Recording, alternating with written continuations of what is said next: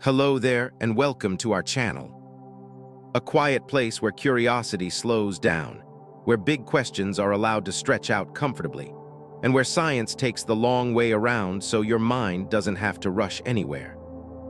Tonight, wherever you're listening from, whether the lights are low or the room is already dark, I hope you can let your thoughts settle just a little as we begin. Tonight, we're going to explore an idea that doesn't shout for attention, but waits patiently beneath the surface of deep time. It is the thought that before our familiar history began, before the first cities we name in textbooks, before writing, before memory itself had anything to hold on to, there may have been another beginning. Not a mythological one filled with gods and thunder, but a quiet earthly one shaped by stone, water, heat, and time. The idea is simple to state, but vast in its implications. What if the first civilization did not rise and fall within the world we recognize, but instead lived on a planet that was still whole? When all the continents were joined together, as one enormous land mass long before the Earth slowly began to tear itself apart. Before we wander too far into that possibility, take a moment to notice where you are right now. Maybe you are listening late at night, or very early in the morning, or somewhere in between where time feels a little blurry. What part of the world are you in as you hear these words? And what does the earth beneath you look like there? Solid ground feels permanent, dependable, unmoving. It is easy to forget that the place you're sitting or lying down was not always where it is now, and will not always remain there. If this gentle exploration feels calming or sparks a quiet sense of wonder, you're always welcome to like the video or subscribe. It helps this small corner of thoughtful calm reach others who might enjoy drifting through ideas like this as well. For now, there is nothing you need to do except listen and let the story unfold at its own pace. Imagine the Earth not as a globe of scattered continents separated by wide oceans, but as a single sprawling world of land. No Atlantic Ocean, no Pacific, no Indian Ocean carving distance between shores. Instead, there is one immense supercontinent stretching from pole to pole, ringed by a vast global sea. This was Pangea, not a fantasy or a guess, but a well-supported chapter in Earth's history. Long before humans, before mammals, before dinosaurs even had their long reign, the continents were locked together like pieces of a puzzle that had not yet been pulled apart. Rivers ran for thousands of kilometers without ever meeting an ocean. Mountain ranges rose where continental plates pressed into one another, not knowing yet that one day they would be separated by entire hemispheres. When we picture ancient civilizations, our minds tend to jump to familiar images. Stone temples, city walls, pottery shards, written symbols pressed into clay or carved into rock. We imagine them nestled beside rivers or coastlines that still exist today, their ruins waiting patiently to be uncovered. But that picture depends entirely on one assumption: that civilization must leave behind traces that survive the relentless churn of geological time. It also assumes that the Earth itself has remained mostly unchanged during the span in which intelligent life could arise. Both assumptions feel reasonable when we think in thousands of years, or even tens of thousands. They become much less certain when we stretch our thinking across hundreds of millions. Pangea existed roughly between 300 million and 200 million years ago, give or take. That is a span of time so long that it swallows the entire history of our species many times over. Modern humans have existed for perhaps 300,000 years. Even our earliest hominin ancestors go back only a few million. The dinosaurs ruled the Earth for about 160 million years. Pangea itself formed, lived, and began to break apart across a timeline that dwarfs all of these familiar markers. During that time, climates shifted dramatically. Ice ages came and went. Seas rose and fell. Entire lineages of life appeared, flourished, and vanished without leaving more than faint chemical signatures behind. It is within this immense stretch of deep time that a quiet question begins to take shape. Could complex intelligence have arisen earlier than we think, lived for a time, and then been erased so thoroughly by the Earth's own processes that almost nothing recognizable remains? Not erased by catastrophe alone, but by erosion, subduction, metamorphosis, and the slow recycling of crust back into the mantle. The Earth is not a museum that carefully preserves everything that happens on its surface. It is more like a restless workshop, constantly melting down its own creations to make something new. When continents collide, mountains rise. When continents pull apart, oceans are born.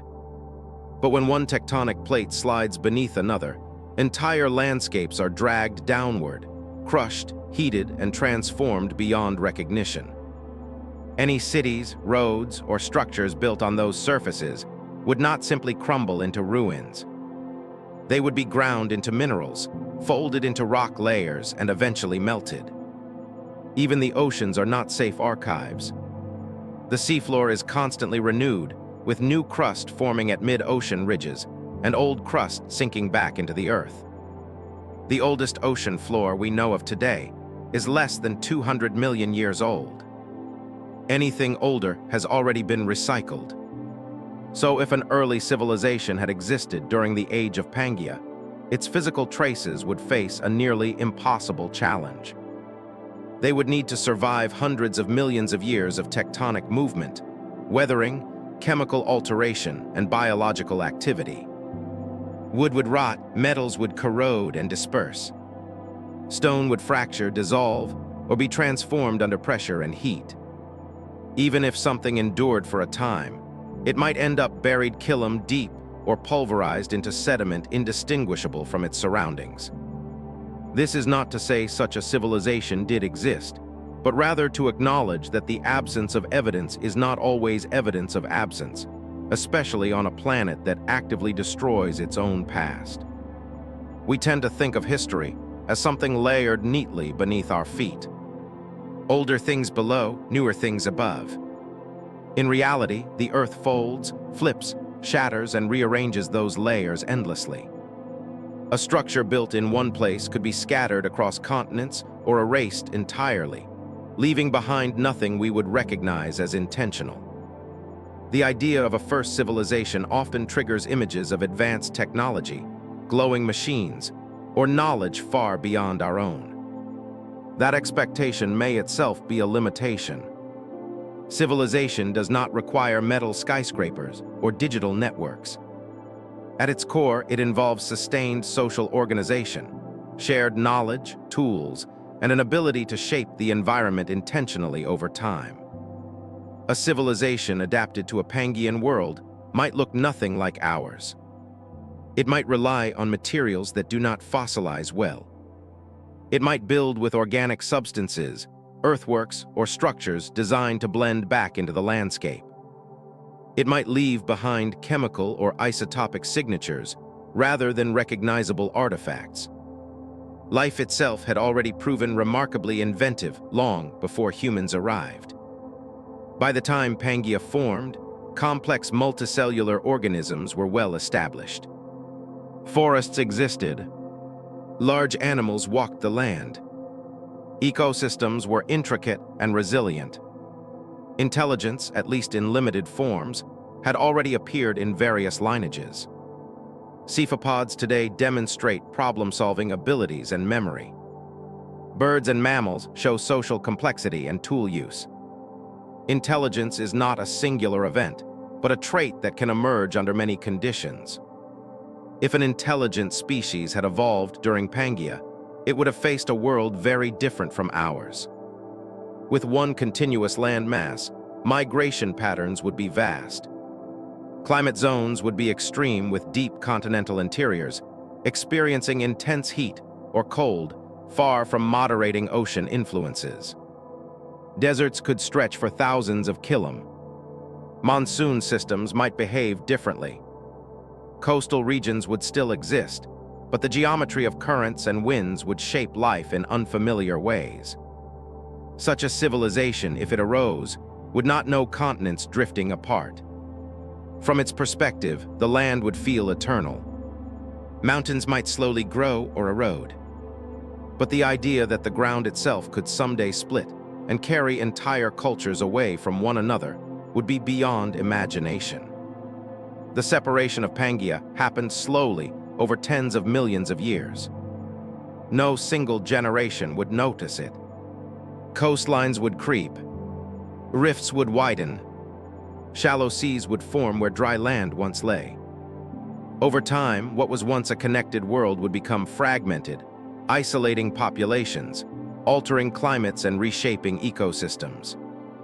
If that civilization depended on long-distance travel or shared knowledge across the land, those connections would gradually strain. Journeys that once took weeks might take months or become impossible. Familiar routes could flood or fracture. The world would not end suddenly. It would change quietly, persistently without ceremony. Adaptation would be required, and not all societies adapt at the same pace or in the same way. What is striking is how closely this mirrors patterns we see much later in human history on a smaller scale. Civilizations have risen in stable climates and declined when conditions shifted. Trade networks have collapsed when geography changed or resources moved. Knowledge has been lost when connections broke. The difference here is scale. On a Pangean Earth, those forces would operate not across regions, but across the entire planet. As the land split and oceans widened, populations could become isolated for millions of years. Languages, technologies, and cultures would diverge until they were unrecognizable to one another, assuming any survived at all. Some groups might retreat inland, others toward coasts. Some might adapt, others might fade. Over geological time scales, even survival does not guarantee remembrance. The fossil record already tells us that life has been reset many times. Mass extinctions have wiped out the majority of species on Earth in relatively short periods. The causes vary. Volcanic eruptions, asteroid impacts, climate collapse, ocean anoxia. In the aftermath, life recovers, but it does not restore what was lost. It invents again. If an early civilization had existed, it would not need to be destroyed by a single dramatic event. It could simply be overtaken by environmental change, fragmented by continental drift, and eventually erased by the same processes that erase mountains. This brings us to a quiet but important realization. The Earth does not remember in the way we do. It records pressure, temperature, chemistry, and structure, but not intention. It does not label a stone as a tool or a wall as a home. Over enough time, all of it becomes rock again, folded back into the slow language of geology. What we call history survives only because it is recent. Deep time is not kind to memory. As we continue exploring this idea, it is worth keeping that scale in mind. Not to inflate the mystery, but to ground it. The question is not whether such a civilization could hide from us intentionally. It is whether the Earth itself would allow us to find it at all. The surface, is temporary. The oceans you cross are temporary. Even the continents beneath your feet are passing through a phase. From here, we can begin to look more closely at what Pangea itself was like. Not as a diagram in a textbook, but as a living world with climates, ecosystems, and rhythms very different from our own. Understanding the landscape helps us understand what kinds of life could exist there, and what kinds of traces might vanish without a trace. The story does not end here, and it does not resolve into certainty. It simply moves forward, carried by the slow motion of the planet itself as we follow it into the shape of a world that no longer exists but once did. Long before anyone could draw a line on a map, before borders were argued over or named, before even the idea of a continent existed as a separate thing, the Earth offered no clear divisions at all. Land did not come in pieces. It arrived as one vast, uninterrupted expanse, stretching farther than any traveler could reasonably imagine crossing in a single lifetime. There were no edges in the familiar sense, No moments where the ground clearly stopped being one place and became another defined somewhere else. The world was continuous, and for anything living on it, that continuity would have shaped every decision, every movement, every way of thinking. To picture this properly, it helps to set aside modern instincts. Today, we're surrounded by boundaries that feel natural, even when we know they're artificial. Countries have borders. Regions have names. Continents are separated by oceans so wide that crossing them feels like a major event, even with modern technology. We grow up absorbing these divisions so thoroughly that it is difficult to imagine a world without them. Yet for most of Earth's history, those divisions simply did not exist. There was no sense of Africa drifting away from South America. No idea of Eurasia or Australia or Antarctica as distinct destinations. There was only land stretching on, shaped by climate and terrain rather than by invisible lines. In such a world, movement would not be framed as migration between continents. It would simply be travel. Rivers would guide journeys instead of borders. Mountain ranges would be obstacles or landmarks, not political boundaries. Deserts would be regions to cross carefully, not edges of nations. The concept of being from somewhere else would be less about crossing a line and more about how far one had traveled, how the air smelled different, how the plants changed, how the animals behaved. Identity would be tied to ecosystems rather than territories. A continuous land mass changes how life spreads. When barriers are few, genes flow freely. Species expand their ranges, gradually following favorable conditions.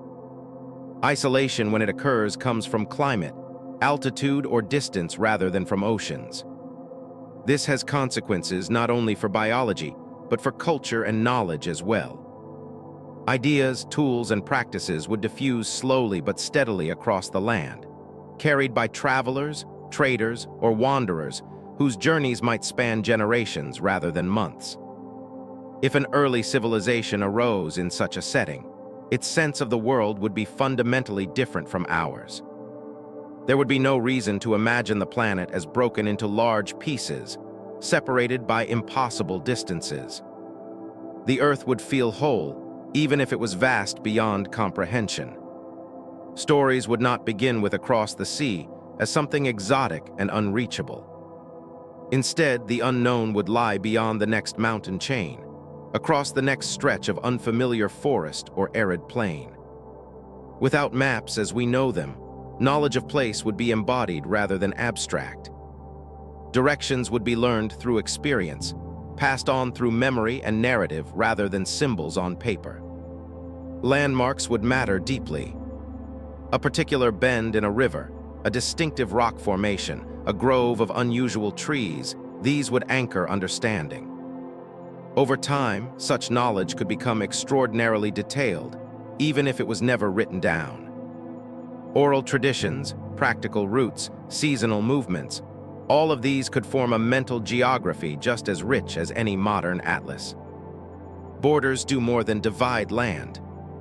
They divide responsibility, identity, and often memory. In their absence, the idea of ownership might look very different.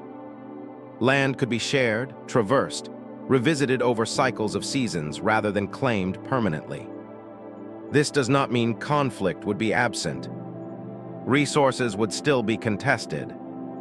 Favorable regions would still attract competition, but the conflicts would be shaped by proximity and need, not by abstract claims over distant territory. Continents today act as evolutionary and cultural incubators precisely because they are isolated. Australia's wildlife evolved along a path unlike anywhere else because oceans cut it off. The Americas developed independently for millions of years.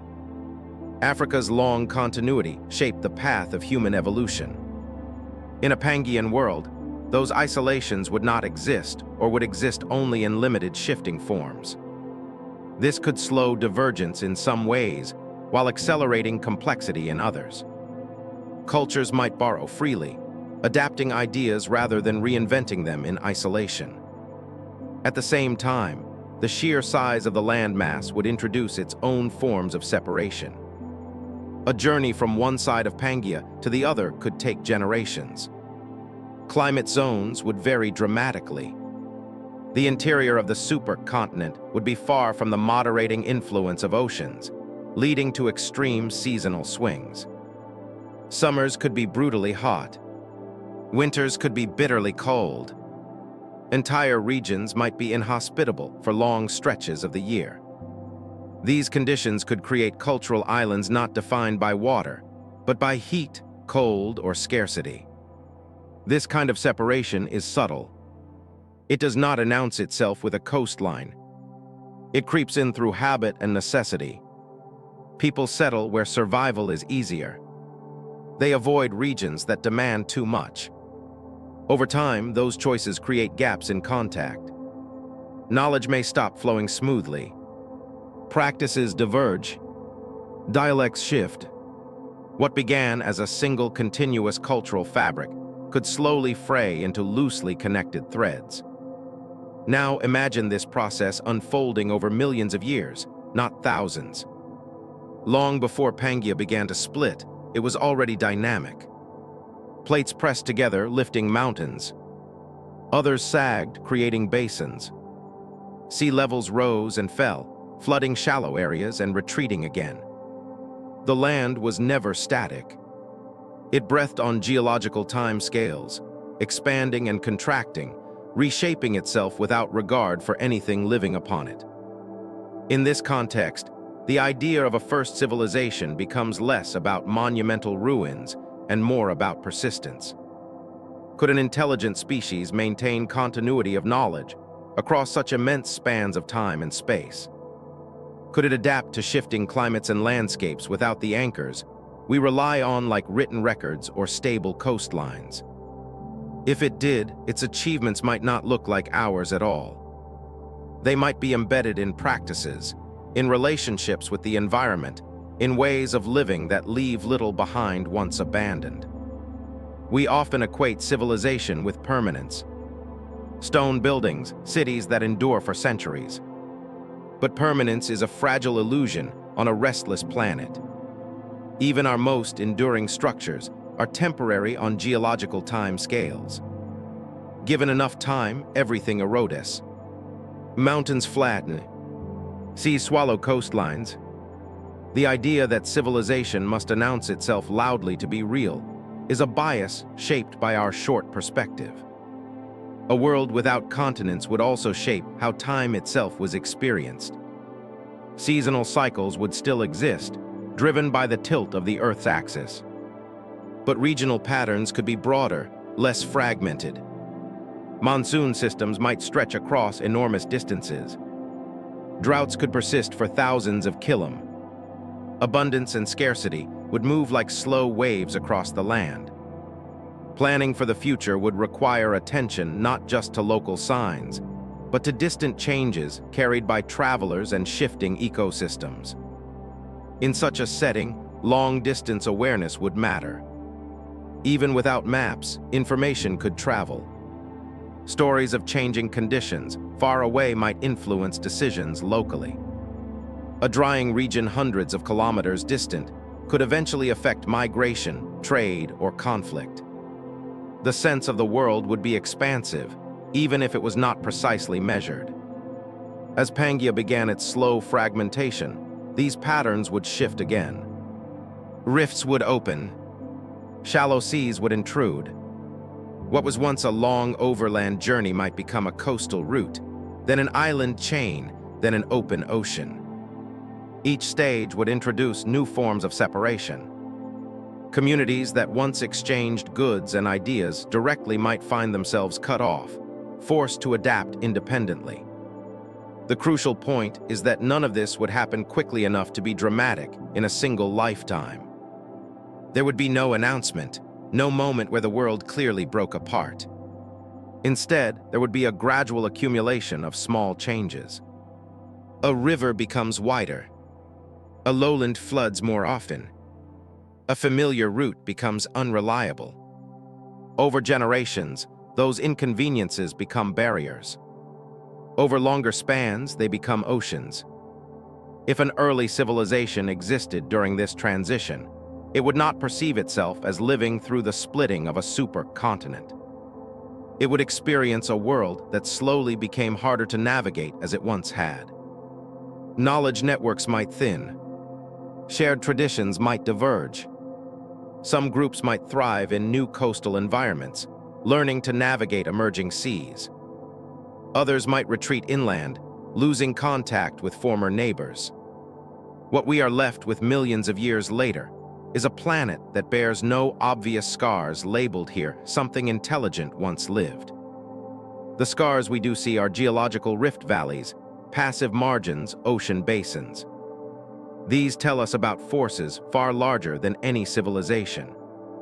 They do not preserve the details of daily life, of thought, of social structure. This is why imagining a time before maps, borders, or continents matters. It reminds us that our way of dividing the world is recent, fragile, and deeply contingent on geography that itself is temporary. It opens the possibility that intelligent life could have organized itself around a very different sense of place, one that left few durable markers once the land itself changed shape. When Pangea is mentioned, it is often treated like a frozen diagram, a puzzle image shown in textbooks where the continents are neatly snapped together and labeled before being pulled apart again. That version is useful, but it is incomplete. Pangea was not a static slab of land, waiting patiently for tectonic plates to do something interesting. It was a living landscape in constant motion, shaped by forces that operated slowly but relentlessly and experienced by every organism on it as weather, terrain, and survival. To understand what life could be like on such a world, it helps to imagine the planet not from space, but from ground level. Imagine standing somewhere deep in the interior of this immense land mass. The nearest coastline might be thousands of kilometers away. There is no salty breeze drifting inland. No moderating influence from large bodies of water. The sky above you behaves differently here. Clouds form less readily. Rain is less predictable. Seasons arrive with greater intensity. Summer heat lingers, building day after day, while winters bring cold that settles deeply into the soil and stone. This continental interior would have been a place of extremes. Modern continents already show this pattern on a smaller scale.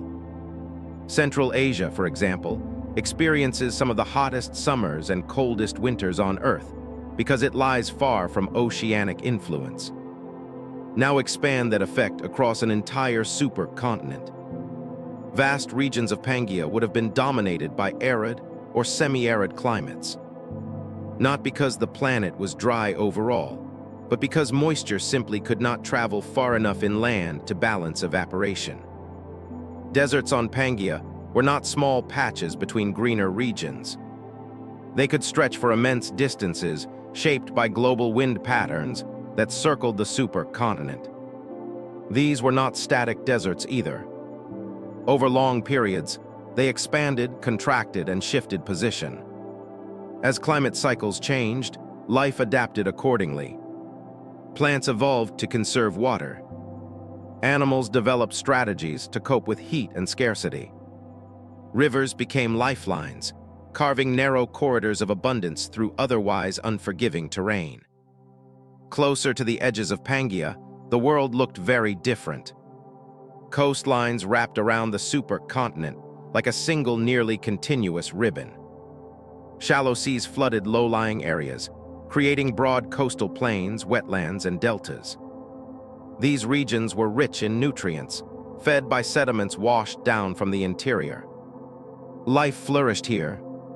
Forest could thrive where rainfall was more regular.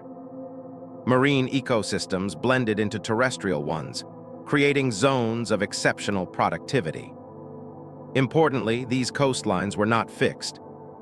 Sea levels rose and fell over geological time as ice formed and melted at the poles, and as tectonic forces reshaped the crust. A coastal settlement, if one existed, might find itself inland after thousands of years or submerged beneath shallow seas. Over much longer time scales, entire coastal regions could be lost to subduction or buried beneath layers of sediment. Mountains were another defining feature of Pangea as a living landscape. The formation of the supercontinent involved massive continental collisions, events that crumpled the crust and thrust up mountain ranges comparable to or larger than today's Himalayas. These mountains were not just scenery. They shaped climate by redirecting winds and creating rain shadows. One side of a range could be lush and wet, while the other remained dry and harsh. Over millions of years, these mountains eroded. Rivers carried their material away, grain by grain, feeding distant plains and seas. What began as towering peaks slowly softened into rolling highlands, then flattened into broad plateaus. Yet even as old mountains wore down, new ones rose elsewhere. Pangea was a place of constant geological renewal, even if no single generation could perceive it. This dynamic terrain meant that habitats were always changing. Forests expanded and retreated. Grasslands emerged where forests once stood. Wetlands dried up. New river systems formed as old ones were diverted by tectonic shifts or sediment buildup. Life responded not by remaining fixed, but by moving, adapting, or disappearing. If an intelligent civilization existed in such a setting, it would be shaped as much by these slow changes as by any internal developments. Long-term planning would be constrained by uncertainty. A river that sustained generations might gradually change course. A fertile plain could become less reliable as rainfall patterns shifted. Knowledge of the land would need to be flexible, updated continuously through experience rather than assumed to be permanent. This stands in contrast to how we often think of ancient civilizations anchored to stable features like the Nile or the Tigris and Euphrates. Even those rivers have shifted over time, but within limits small enough for written history to track. On Pangea, many environmental changes would unfold over spans far longer than any written record, assuming writing existed at all. Another important aspect of Pangea as a living landscape is its biological connectivity. With land bridges everywhere and no major ocean barriers, species could spread widely. This does not mean the planet was biologically uniform. Climate gradients still created distinct ecosystems. But it does mean that the potential for exchange was much greater than on today's fragmented continents. For an early civilization, this could have profound implications. Technologies, agricultural practices, or social structures might spread gradually across vast distances, adapted locally, but sharing a common ancestry. At the same time, the sheer scale of the landmass would slow communication. News might take generations to travel from one region to another, carried by chains of contact rather than direct exchange. This creates a world where continuity and fragmentation coexist.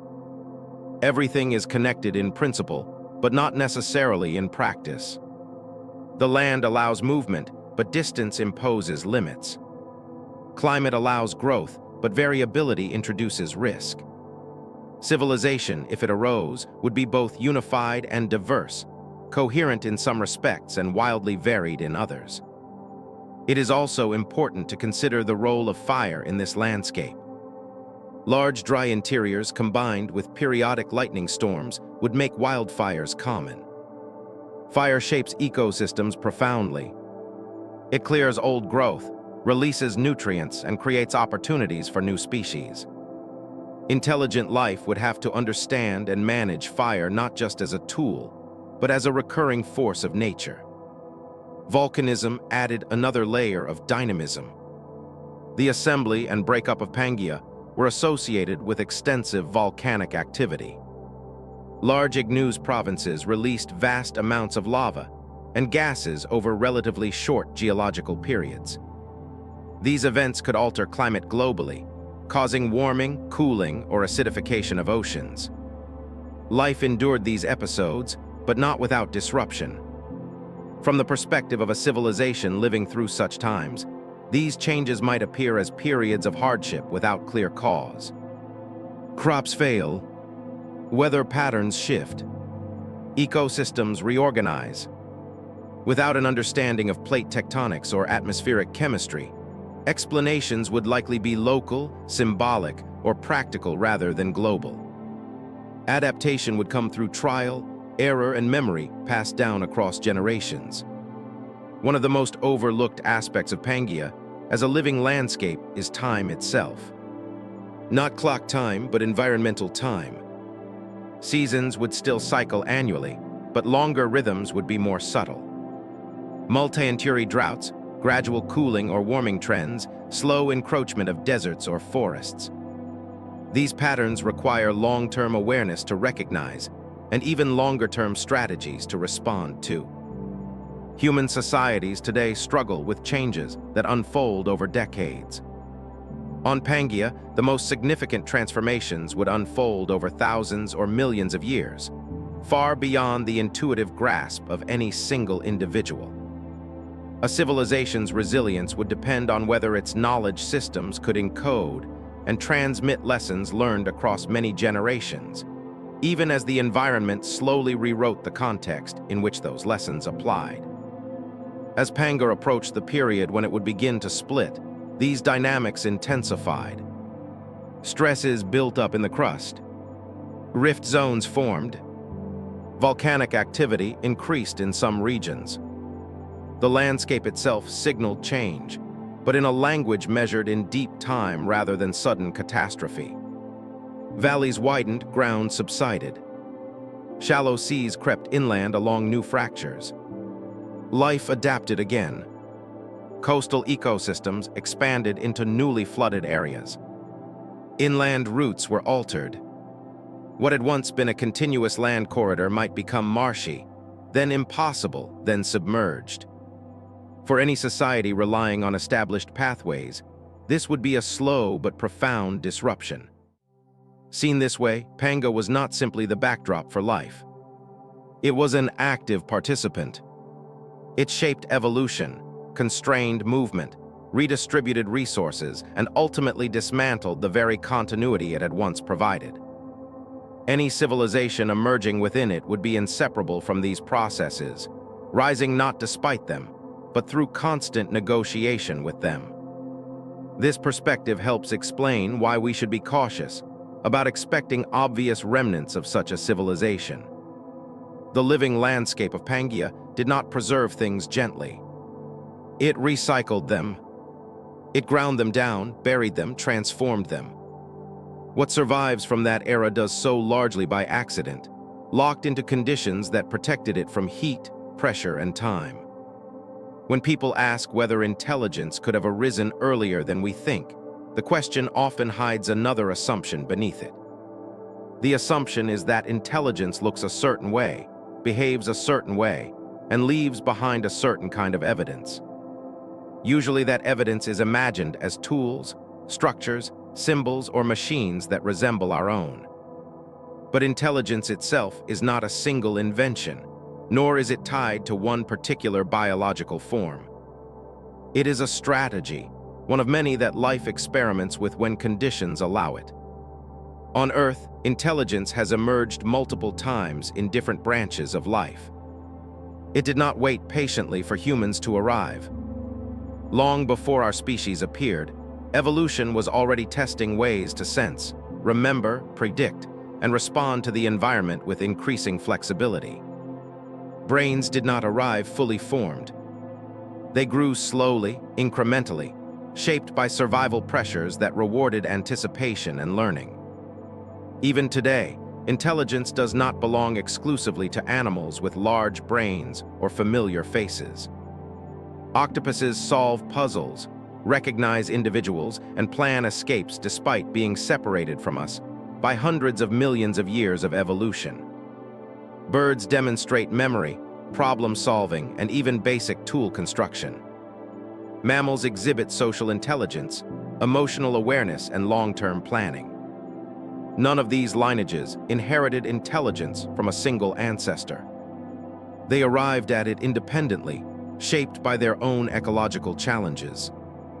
This matters because it suggests that intelligence is not a rare fluke, but a recurring outcome when certain conditions align. Those conditions include environmental complexity, long lifespans, flexible bodies or manipulators, and selective pressure favoring learning over rigid instinct. Pangea, as a living and changing world, provided many such conditions across vast stretches of time. The fossil record shows that complex nervous systems existed far earlier than most people realize. By the time Pangea formed, animals with centralized brains had already evolved. Predators and prey were locked into evolutionary arms races that rewarded speed, perception, and decision. Social behaviors were emerging. Some species coordinated movements. Others cared for offspring. These are not trivial steps. They are the foundations upon which more elaborate cognition can build. It is tempting to imagine intelligence as a sudden leap, a moment where something switches on. In reality, it is more like a slope than a step. Each small advantage compounds over time. Slightly better memory leads to better foraging. Better foraging supports longer development. Longer development allows more learning. More learning encourages social interaction. Social interaction drives communication. Communication reshapes cognition. None of this requires a specific destination in mind. If intelligence could arise gradually, the next question becomes whether it could reach a level of complexity comparable to early human societies long before humans existed. The answer depends less on raw brain size and more on stability. Intelligence thrives when organisms have time to learn, share knowledge, and build on previous experience. That requires environments that are challenging, but not constantly catastrophic. Pangea, despite its extremes, offered long periods of relative stability in many regions. While climate shifted over geological time scales, local environments could remain consistent for millions of years. River system persisted. Forests expanded and contracted gradually. Coastal zones migrated slowly. For life forms adapted to these conditions, there would be time not just to survive, but to refine behaviors across many generations. One obstacle often raised against early intelligence is energy. Brains are expensive organs. They consume a great deal of energy relative to their size. Supporting them requires reliable access to calories. Yet Pangea supported enormous biomass. Vast forests, extensive coastal wetlands, and productive shallow seas all existed at various times. Herbivores grew large. Predators followed. Energy flowed through ecosystems on a scale that could support metabolically demanding adaptations. Another objection is the lack of evidence for technology. But technology itself is not binary. It does not begin with metal tools and cities. It begins with behavior, using objects, modifying environments, exploiting patterns. Many animals today exhibit proto-geological behaviors. Beavers reshape landscapes. Ants farm fungi. Birds weave intricate nests. None of these leave durable artifacts after millions of years. Yet they represent complex, learned interactions with the environment. An early intelligent species might rely heavily on organic materials. Wood, fiber, hide, bone. These decay rapidly under most conditions. Even stone tools, if used sparingly or reshaped frequently, could be mistaken for natural fracture patterns once eroded and redeposited. Over hundreds of millions of years, the odds of preserving a clear, unambiguous signature of intentional manufacturer drop dramatically. There is also the question of motivation. Human civilization is driven in part by surplus. Agriculture creates excess resources which allow specialization, hierarchy, and large-scale construction. But agriculture itself depends on specific plant species, climates, and seasonal predictability. An earlier intelligence might follow a different path, one that does not emphasize permanent settlements or large structures. Such a society might be semi-nomadic, moving with environmental cycles rather than imposing rigid control over them. Knowledge could be carried in memory, ritual, and practice rather than external records. Tools could be simple, effective, and replaceable. The goal might not be expansion or accumulation, but balance. From our perspective, this would look like a lack of progress. From theirs, it might be stability. There is also the uncomfortable possibility that intelligence could rise and fall without ever reaching what we would call civilization. A lineage might achieve sophisticated cognition, social learning, and problem-solving, only to be wiped out by environmental change before it reshaped the planet in a lasting way.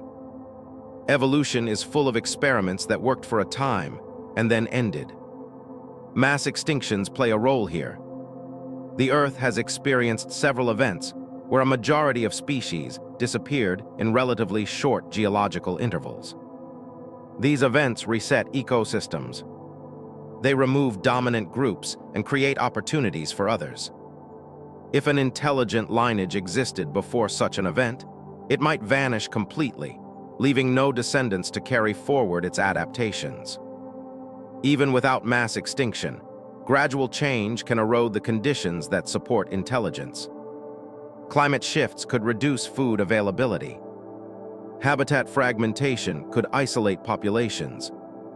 Competition could favor different strategies. Intelligence is not always the winning move.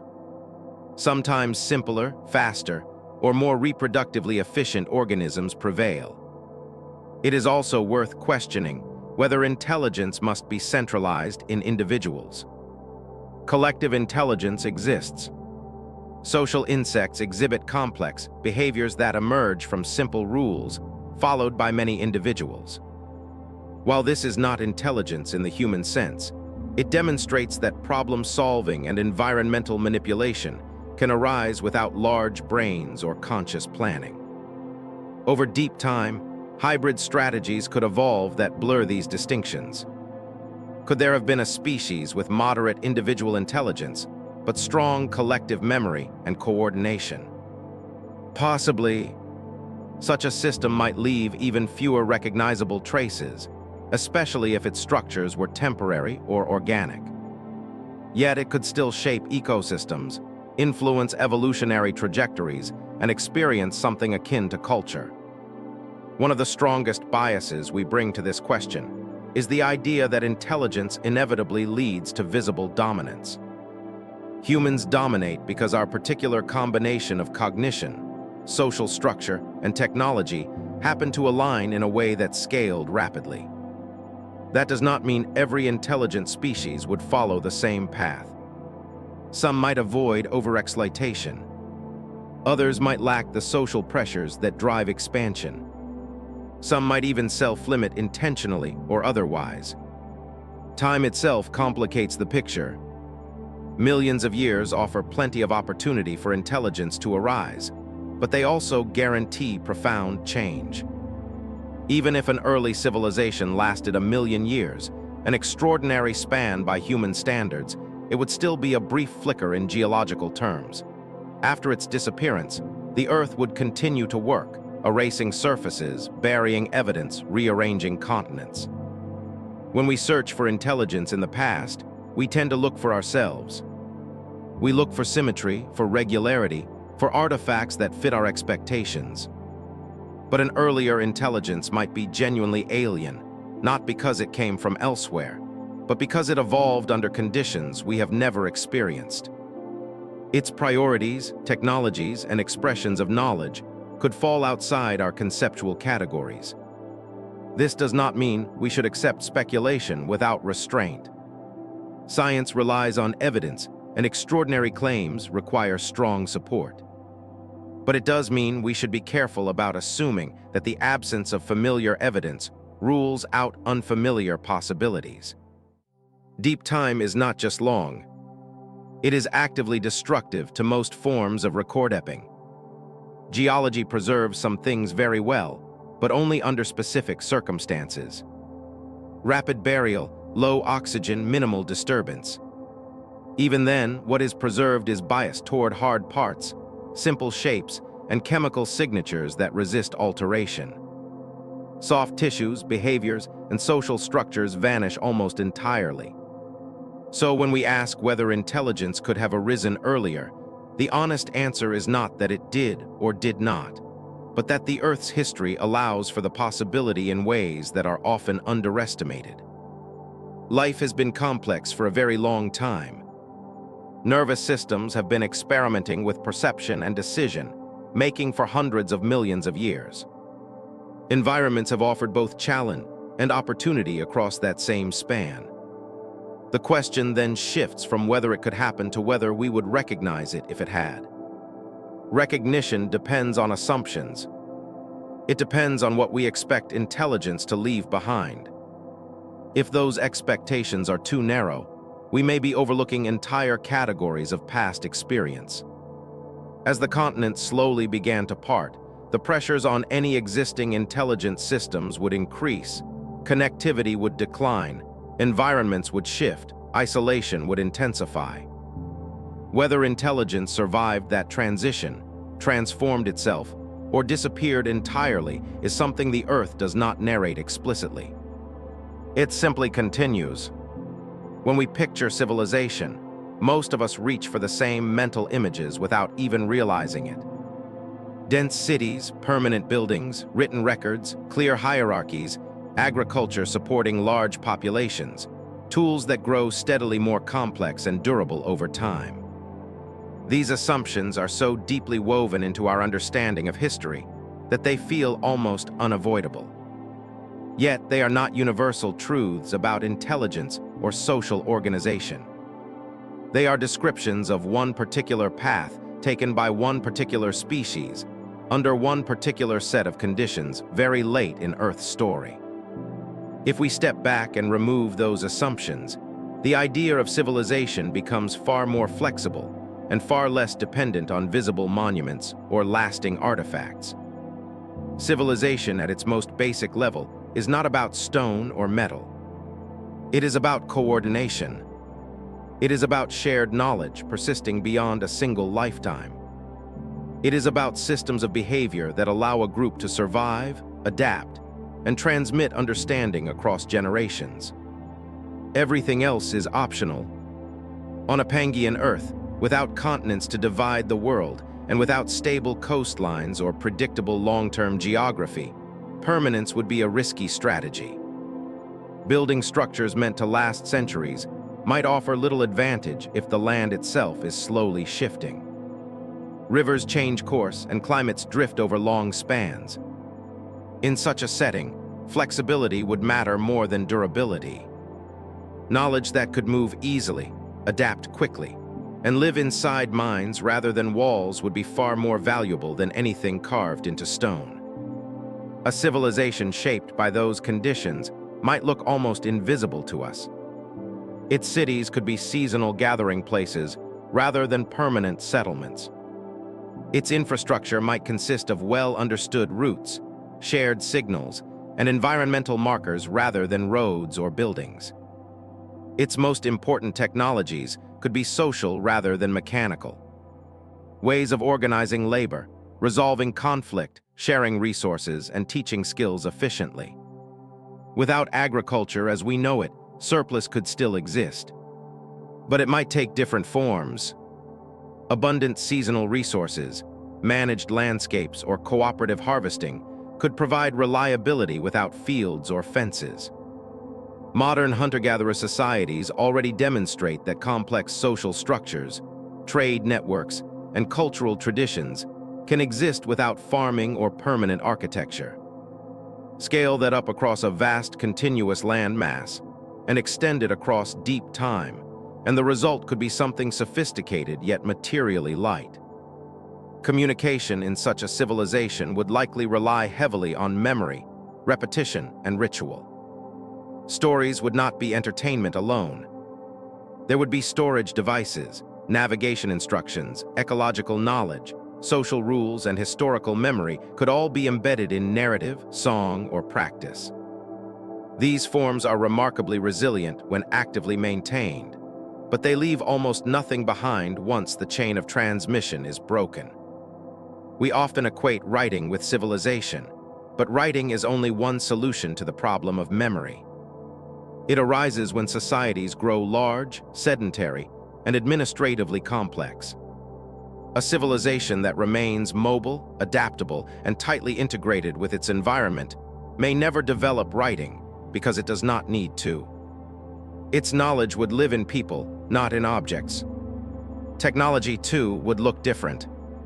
Rather than accumulating layers of increasingly specialized tools, such a society might favor multi-purpose, easily replaced implements. Organic materials would dominate. Wood, fiber, plant resins, bone, and hide offer immense versatility, but they degrade quickly.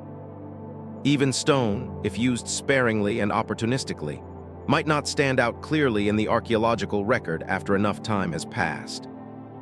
Energy use would also differ.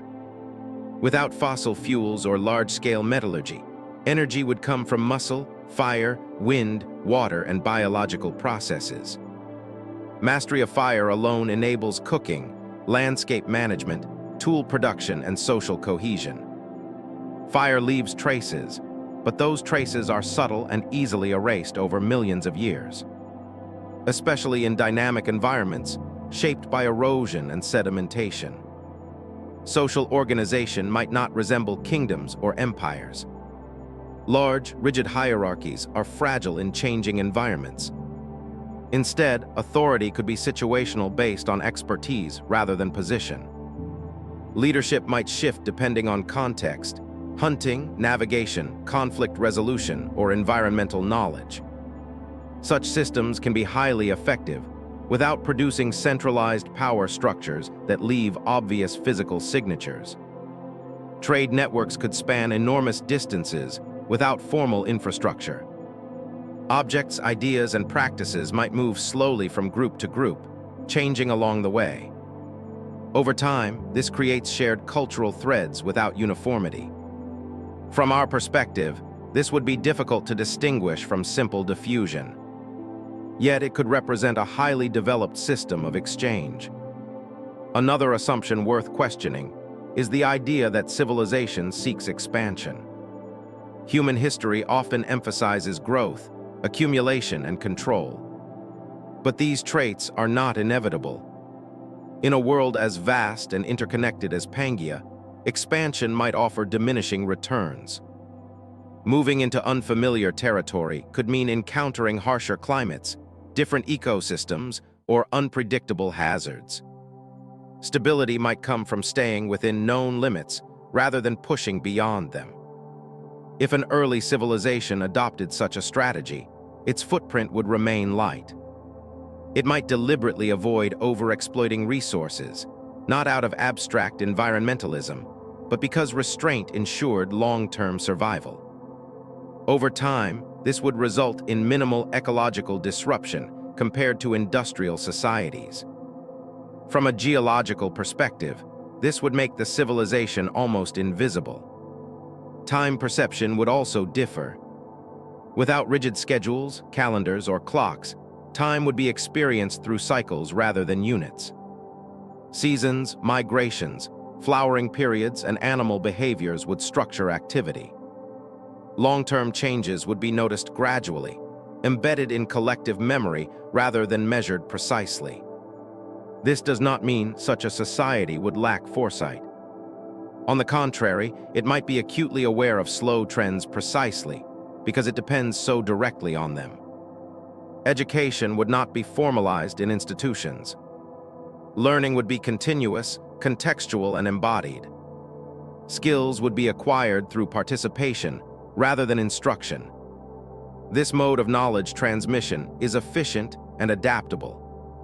But again, it leaves no durable artifacts. Once the practitioners are gone, the knowledge disappears with them. Conflict, when it occurred, would likely be small-scale and localized. Without fixed assets or permanent settlements, There would be less incentive for large, destructive wars. This does not imply a peaceful utopia, but rather a pattern of conflict that does not produce mass graves, fortifications, or weapon stockpiles that might survive deep time. Even belief systems would be shaped by impermanence. Cosmologies might emphasize cycles, change, and adaptation rather than linear progress or eternal order. The Earth itself constantly shifting would be understood as something alive in a practical sense, not metaphorical but experiential. Lands rise and fall. Waters come and go. Life adapts or disappears. Such a worldview would not need temples to reinforce it. It would be confirmed daily by observation. One of the most challenging ideas to accept is that a civilization could be advanced without being extractive. Modern progress is closely tied to altering the environment at large scales. Roads, mines, dams, cities, and waste products leave unmistakable marks. But intelligence does not require domination. It requires understanding. A civilization that prioritizes understanding over control might intentionally avoid actions that leave long-lasting scars, especially if those scars threatened future survival. This reframes the absence of evidence in an important way. Instead of asking why we have not found ruins, we might ask why we expect ruins to exist at all. Ruins are byproducts of particular choices. Different choices produce different legacies. It is also possible that such a civilization would leave traces we do not yet know how to interpret. Subtle alterations to ecosystems, patterns of species distribution influenced by intentional movement, genetic signatures of selective breeding that predate known agricultural timelines, chemical anomalies in sediments that suggest controlled fire use over long periods. These signals are difficult to distinguish from natural processes, especially when filtered through hundreds of millions of years of change. Modern archaeology is tuned to relatively recent time scales. It excels at finding stone tools tens of thousands of years old or structures thousands of years old. It is far less effective at detecting behavioral complexity in deep time, especially when that behavior does not rely on durable materials. If civilization without our assumptions existed, it would challenge not just our understanding of the past, but our definition of progress. It would suggest that intelligence can choose paths other than accumulation and permanence. It would imply that survival over deep time may favor adaptability and restraint over expansion and monument building. As the continents began to separate, such a civilization would face new pressures. Roots would break, contacts would weaken, environmental zones would fragment. Some groups might adapt to emerging coastlines. Others might remain inland. Over time, shared knowledge could diverge until it was no longer shared at all. What began as a coherent system could dissolve into isolated traditions, then fade entirely as conditions changed. From our vantage point millions of years later, we would see none of this directly. We would see continents drifting apart. We would see fossils of plants and animals. We would see chemical signatures of ancient climates. The social complexity, the decision-making, the understanding that once guided lives across a unified world would be gone without a trace. Thinking this way does not require believing that such a civilization definitely existed. It requires only acknowledging that our criteria for recognizing civilization are narrow, shaped by our own experience rather than by the full range of possibilities life might explore. When those criteria are loosened, the deep past becomes less empty. Not because we fill it with fantasies, but because we recognize how little we can reasonably expect to find. When people imagine clues to an ancient civilization, they often picture something obvious waiting to be uncovered. A carved wall, a buried city, a tool so clearly shaped that no natural process could explain it away. This expectation makes sense when dealing with recent history, where time has not yet had the chance to grind everything down. But once we move into the depths of geological time, the idea of clear, unmistakable evidence becomes unrealistic. What remains from those eras is not a record carefully kept, but a patchwork of survivors, fragments, and absences. The clues, if they exist at all, are quiet, indirect, and easy to overlook. Stone is often treated as the most reliable witness of the past. Rocks endure when almost everything else disappears. Yet even stone is not permanent. It fractures, dissolves, recrystallizes, and melts. Over millions of years, it is folded deep into the earth, transformed by pressure and heat, and returned to the surface in altered forms. Any structure built of stone during the time of Pangea would face these forces repeatedly. Even mountains, which seem immovable to us, are temporary features on geological time scales. If entire mountain ranges can vanish, there is little reason to expect smaller constructions to remain recognizable. That does not mean stone holds no information. It simply means the information is encoded differently. Instead of shapes and surfaces, it preserves chemistry, layering, and stress patterns. These are read not with the naked eye, but with instruments and context. Subtle anomalies in rock formations can indicate past conditions that were unusual. Rapid deposition, where slow accumulation is expected. Repeated disturbance in layers that should be stable. Materials appearing together that normally do not form in the same environments. None of these scream civilization, but they hint that something interrupted the natural rhythm. Fossils present a similar challenge. Fossilization is rare.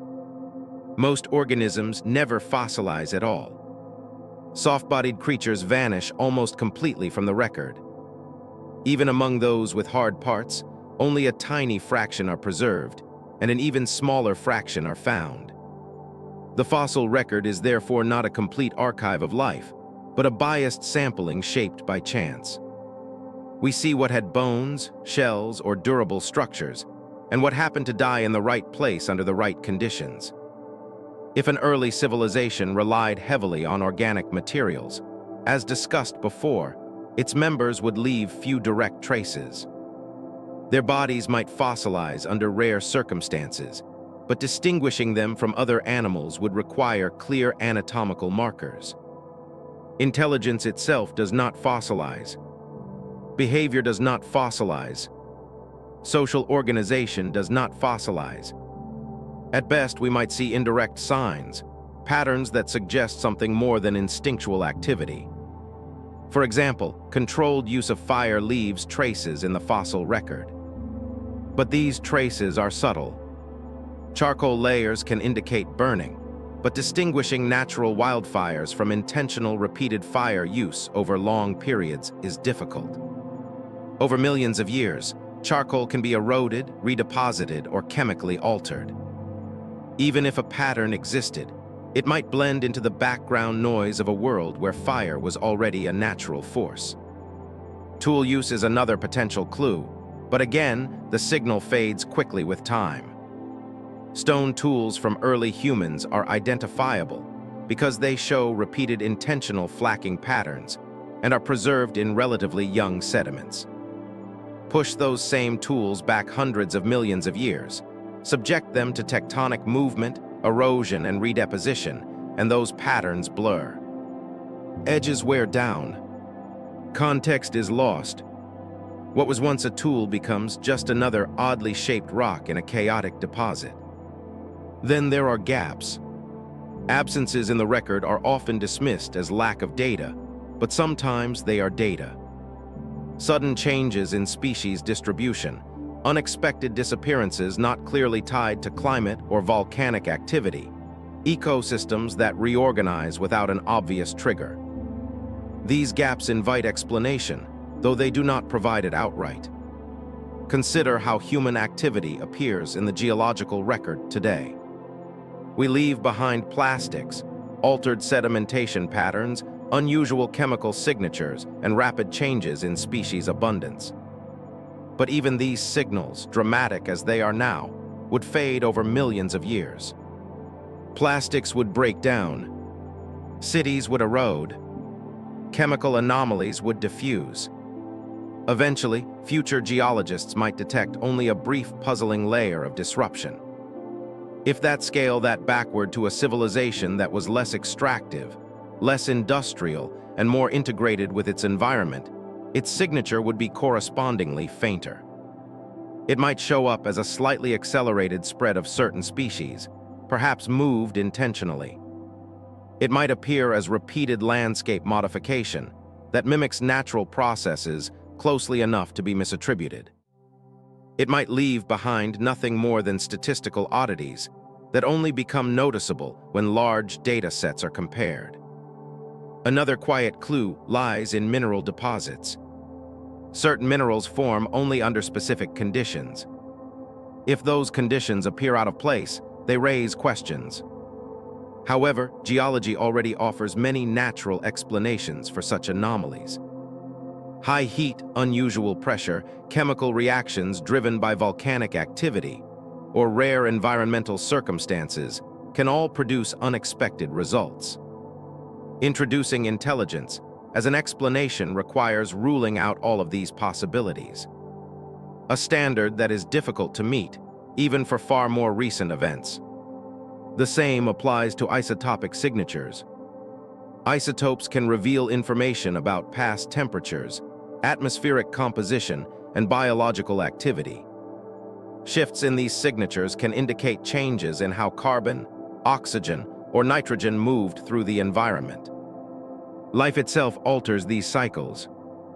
A widespread coordinated activity by intelligent organisms could in theory leave a detectable imprint.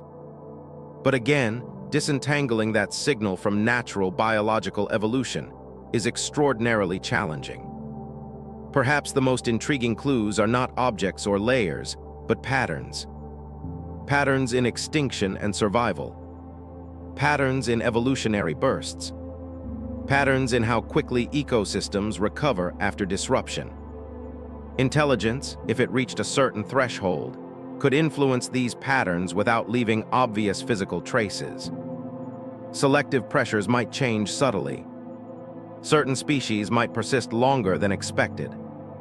Others might spread unusually quickly. Yet pattern recognition depends heavily on interpretation.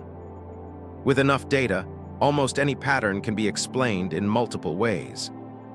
Without a clear causal mechanism, intelligence becomes just one hypothesis among many, and often not the most parsimonious one.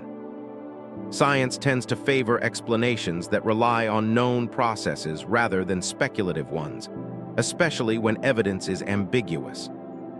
This brings us to the role of gaps in our own understanding. The deep past is not just missing artifacts. It is missing context. We do not know what questions to ask in many cases because our questions are shaped by our own experience. We look for cities because we live in cities. We look for tools because we use tools in certain ways. We look for writing because writing matters to us. An early civilization might prioritize things we do not measure. Even intelligence itself may not present in ways we would recognize as such. Decision-making distributed across groups. Long-term environmental management embedded in cultural norms. Communication systems based on sound, gesture, or chemical signals that leave no trace. These are not science fiction concepts. They exist in various forms among modern organisms. Scaled up and refined over millions of years, they could support complex societies without obvious material output. One of the quietest clues is simply the longevity of life on Earth. Complex life has existed for over 500 million years. That is a long time for evolution to explore possibilities. Humans often feel like the inevitable result of that process. But evolution has no foresight. It tries many paths. Most end. Some persist for astonishing lengths of time, without ever leading to industrial civilization. If intelligence arose earlier and then vanished, its disappearance would not require a dramatic marker. no singular layer announcing its end. It could fade as conditions changed, as connectivity was lost, as environments shifted beyond its adaptive range. From the perspective of the fossil record, this would look like normal turnover, not a mystery demanding explanation. This is uncomfortable because it suggests limits to what we can know. Science thrives on evidence, and rightly so. But the Earth's memory is selective, and deep time is an aggressive editor. Entire chapters of the planet's story may be reduced to footnotes or erased entirely, not because they were unimportant, but because the medium could not preserve them. Acknowledging this does not weaken science. It strengthens it by clarifying its boundaries. It reminds us that certainty decreases as we move further back. Not because the past becomes more chaotic, but because the signals grow quieter. Listening for those signals requires humility as much as ingenuity. As research methods improve, new types of clues may emerge. Statistical analyses of large-scale geological data, improved models of ancient ecosystems, better understanding of how intelligent behavior might influence environments without dominating them. These approaches may not reveal a lost civilization outright, but they can refine our sense of what is plausible. For now, the quiet clues remain just that, quiet. They sit in stone that has been folded and refolded, in fossils that represent a fraction of what once lived, in gaps where something might have been or might not. They do not point clearly in any one direction. They simply remind us that the Earth's past is deeper and more complex than the narrow slice we usually examine. From this perspective, the question is not whether we have missed something obvious, but whether we are prepared to recognize subtlety when it appears. Because if intelligence once moved through a world without borders, building systems without monuments, and knowledge without records, the traces it left behind would not announce themselves loudly. They would blend into the background of a planet that has always been very good at keeping its secrets, even as it continues without pause into whatever comes next. At some point, without drama, and without any clear signal that could be understood in a single lifetime, the ground itself began to behave differently. Not suddenly, not violently at first, but with a kind of slow insistence that only geology can manage. What had once felt solid and continuous started to stretch. Not enough to be alarming, not enough to be obvious, just enough to matter over time. The breakup of Pangea did not begin as a catastrophe. It began as tension. Deep beneath the surface, heat accumulated. The mantle stirred. Convection currents shifted their slow patterns, and the enormous plates riding above them responded, not with sharp breaks, but with gradual strain. Like a piece of thick clay pulled gently from opposite ends. The supercontinent did not crack immediately. It thinned from the perspective of anything living on the surface. The world still felt whole. Rivers still flowed. Forests still grew. Animals still followed their familiar paths.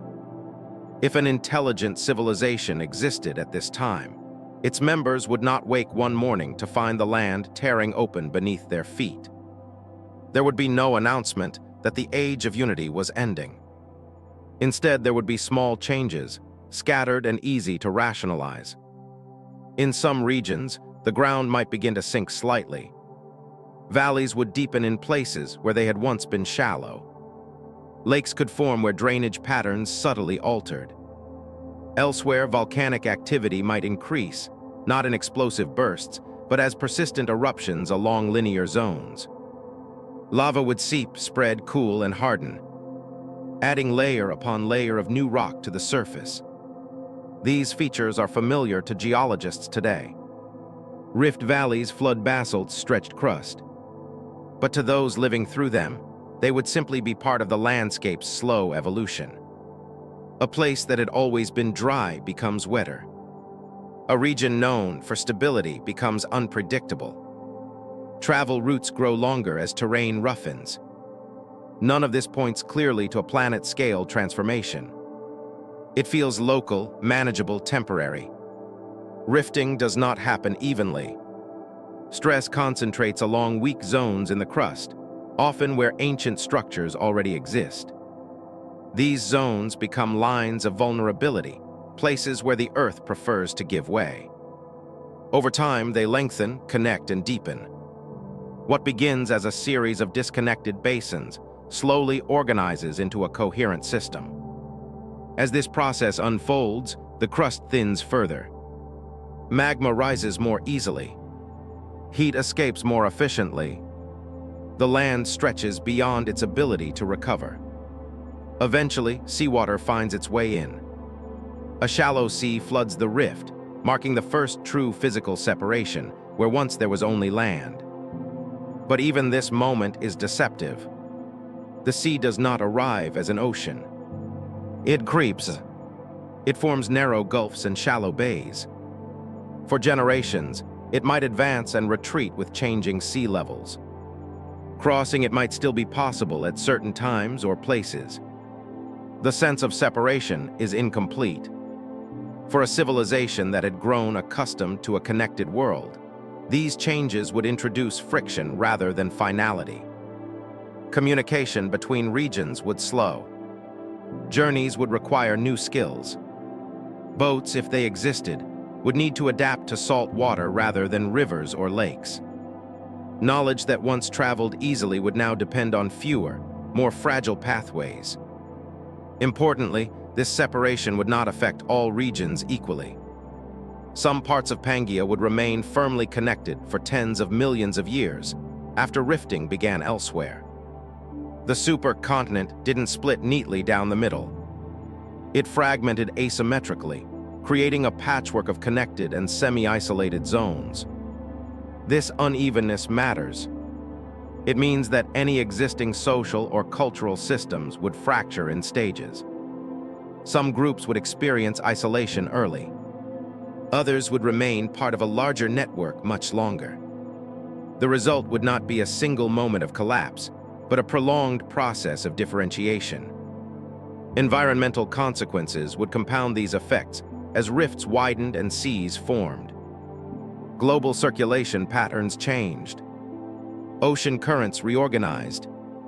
Atmospheric circulation shifted. Regions that once received regular rainfall might dry out.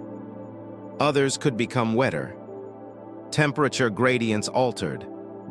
Over long spans, these changes reshaped ecosystems. An intelligent civilization adapted to earlier conditions would now face choices. Remain where resources are declining, relying on memory and tradition, or move toward newly favorable areas, accepting uncertainty and risk. Neither option guarantees success. Adaptation requires not just flexibility, but foresight. And foresight is difficult when change unfolds slowly, but relentlessly. The ground pulling itself apart also introduces new hazards. Earthquakes become more common along rift zones. Volcanic gases alter air quality. Asheville affects vegetation. While none of these events are necessarily world-ending, their cumulative impact can strain societies, especially those finely tuned to previous conditions. From our perspective, these geological processes are well understood. We have models, timelines, and reconstructions. But it is easy to underestimate how disorienting such gradual change would be from within. Humans today struggle to respond to climate shifts occurring over decades. A civilization without modern measurement tools, facing changes over centuries or millennia, would experience them as persistent background instability rather than a clear trend. As connections weaken, cultural divergence accelerates. Shared practices adapt to local conditions, language shifts, techniques evolve independently. Even if a common origin remains in collective memory, practical differences grow. What works in one region no longer works in another. Over time, mutual understanding erodes. This is not necessarily a failure of intelligence. It is a consequence of scale. Large connected systems require maintenance. They rely on regular exchange, shared reference points, and synchronized knowledge. When geography undermines those mechanisms, fragmentation becomes the default outcome. The breaking of Pangea also alters the biological context in which civilization exists. As land masses separate, species distributions change. Some populations become isolated and diverge evolutionarily. Others migrate along new coastlines. Food webs reorganize. Resources that were once predictable become variable. For any society dependent on the environment, these changes demand continual adjustment. Strategies that once ensured stability may become liabilities. Practices embedded in tradition might resist change until adaptation becomes urgent, perhaps too late.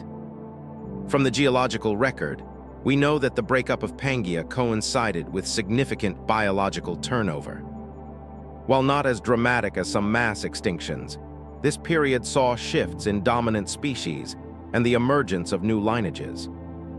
Environmental stress favors adaptability. It also eliminates those unable to respond. If an early civilization existed, it would be subject to the same pressures. Intelligence does not grant immunity to environmental change. It only provides tools to respond. And those tools are constrained by available resources, social structure, and accumulated knowledge. One of the most subtle consequences of continental breakup is the loss of redundancy. In a connected world, failure in one region can be compensated by support from another. Resources can be shared. Knowledge can be redistributed. When connections break, local failures become more dangerous. A drought, disease, or ecological collapse that might once have been survivable becomes catastrophic in isolation. Over long spans, this leads to attrition. Some groups adapt successfully, others dwindle. Some disappear entirely. From the outside, this looks like normal population turnover. From within, it feels like the slow narrowing of options. The Earth, meanwhile, continues its work without pores. Rifts widen into oceans. New crust forms at spreading centers. Old crust sinks elsewhere. The planet moves on to a new configuration, indifferent to what once depended on the old one. What remains from this process millions of years later is a transformed world. Separate continents, distinct ecosystems, new evolutionary trajectories. The unity of Pangea becomes a reconstruction inferred from matching coastlines and shared rock formations. Any civilization that arose during the Age of Unity would now be scattered across fragments of that world if it survived at all. Its story would not be written in ruins, but dissolved into geology. Its end would not be marked by a line in stone, but by gradual disconnection, adaptation, and loss. This way of ending is quiet. It does not resemble the dramatic collapses we imagine when thinking about civilizations. There is no single cause, no final battle, no clear moment of disappearance. There is only change accumulating until the system that once worked no longer functions as a whole. Understanding this helps reframe the question of disappearance. It suggests that civilizations can fade not because they fail, but because the context that supported them no longer exists. The ground does not need to open dramatically. It only needs to keep moving patiently until the world becomes something else entirely. To live in a world that is slowly tearing itself apart is to inhabit a reality where nothing feels urgent, yet nothing truly stays the same. The change does not announce itself with a single moment of disaster. There is no day that becomes legend as the beginning of the end. Instead, there is a long stretch of ordinary life threaded through with small disruptions that seem manageable on their own, but which quietly accumulate until the shape of the world is no longer what it once was. For those living on Pangea, as it began to separate, daily existence would still revolve around familiar needs. Finding food, maintaining shelter, raising offspring, sharing knowledge. The sun would rise and set as it always had. Seasons would still follow their cycles. Animals would migrate. Plants would bloom and wither. On the scale of a human lifetime, or even many lifetimes, the Earth would appear mostly stable. That illusion of stability is precisely what makes slow planetary change so powerful. At first, the signs would be local. A river behaves differently than it used to. Floods become more frequent in one region, while another begins to dry out. The ground trembles now and then, not violently, but enough to be noticed and discussed. Volcanic vents appear where none were. Some areas become difficult to traverse, while others open up in new ways. Each of these changes can be explained without invoking a global transformation. People are very good at normalizing gradual change. Communities would adapt in practical ways. Paths are rerouted. Seasonal movements are adjusted. Knowledge is updated. Oral histories begin to include references to places that used to be different. Elders speak of landscapes remembered from youth that no longer exist in the same form. None of this feels apocalyptic. It feels like adaptation, the same process that life has always relied on. Yet beneath these adjustments, something more profound is happening. The connective tissue of the world is weakening. Routes that once linked distant regions become longer, more hazardous or less reliable. Journeys that once took weeks now take months, or cannot be completed at all at certain times of year. Communication slows not because people forget how to speak to one another, but because the physical act of reaching one another becomes harder. For any civilization, connection is not a luxury. It is a stabilizing force. Shared knowledge prevents local failures from becoming permanent losses. Techniques refined in one region can spread to others. Social bonds across distance reduce the impact of local disasters. When those connections thin, societies become more vulnerable, even if they remain intelligent and adaptable. Living through this thinning would feel subtle at first. Fewer visitors arrive from distant regions. News takes longer to reach familiar places. Customs begin to diverge slightly. Words change meaning. Practices that were once shared become localized. None of this is inherently negative. Diversity increases. Local solutions flourish. But something is lost as well. The sense of belonging to a single continuous world. Environmental changes would reinforce this fragmentation. As rifts widen and seas intrude, weather patterns shift. Regions that once shared similar climates begin to diverge. Rainfall increases in some areas while decreasing in others. Temperatures fluctuate in new ways. Ecosystems reorganize, favoring different species. Food sources change, sometimes unpredictably. For people living through this, the challenge is not just physical but cognitive. Humans and other intelligent beings are excellent at responding to immediate threats, but less adept at perceiving slow directional change. When conditions worsen gradually, it is easy to believe that the next season will return to normal, that a familiar balance will reassert itself. Hope becomes a coping strategy, but also a trap. Adaptation requires recognizing when old assumptions no longer hold. Agricultural practices, if they exist, might fail as climate shifts. Foraging routes could become unreliable. Water sources might disappear or become saline. These changes force difficult decisions. Stay and adjust or move and risk the unknown. Each choice carries costs, and neither guarantees success. Mobility, which may have been an advantage in a unified world, becomes more complex as geography fragments. Crossing newly formed seas requires new technologies, new skills, and new risks. Boats, if developed, must contend with tides, storms, and navigation without familiar landmarks. Not all communities will make this transition successfully. Those that do may become coastal specialists, while others retreat inland and lose contact entirely. Psychologically, living through such a transition would reshape how people think about place. Land that once felt permanent becomes uncertain. Sacred sites may be submerged or cut off. Ancestral roots disappear. Identity tied to specific landscapes must be renegotiated. This can be destabilizing, especially for cultures that ground meaning and continuity. At the same time, new opportunities emerge. Coastlines create rich ecological zones. Shallow seas teem with life. New resources become available. Societies that adapt quickly may thrive in these environments, developing new skills and knowledge. Change is not uniformly destructive. It redistributes advantage, often unpredictably. However, redistribution also breeds inequality. Regions favored by new conditions gain resilience, while others become marginal. Support from distant allies is no longer assured.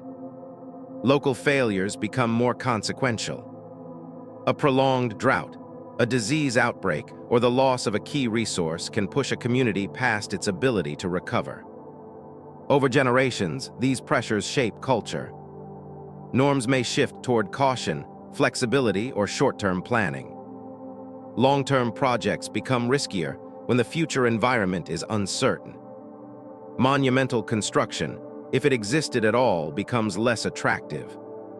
Knowledge systems may emphasize adaptability over preservation. Memory itself changes under these conditions. Stories of the old world become less concrete, more symbolic.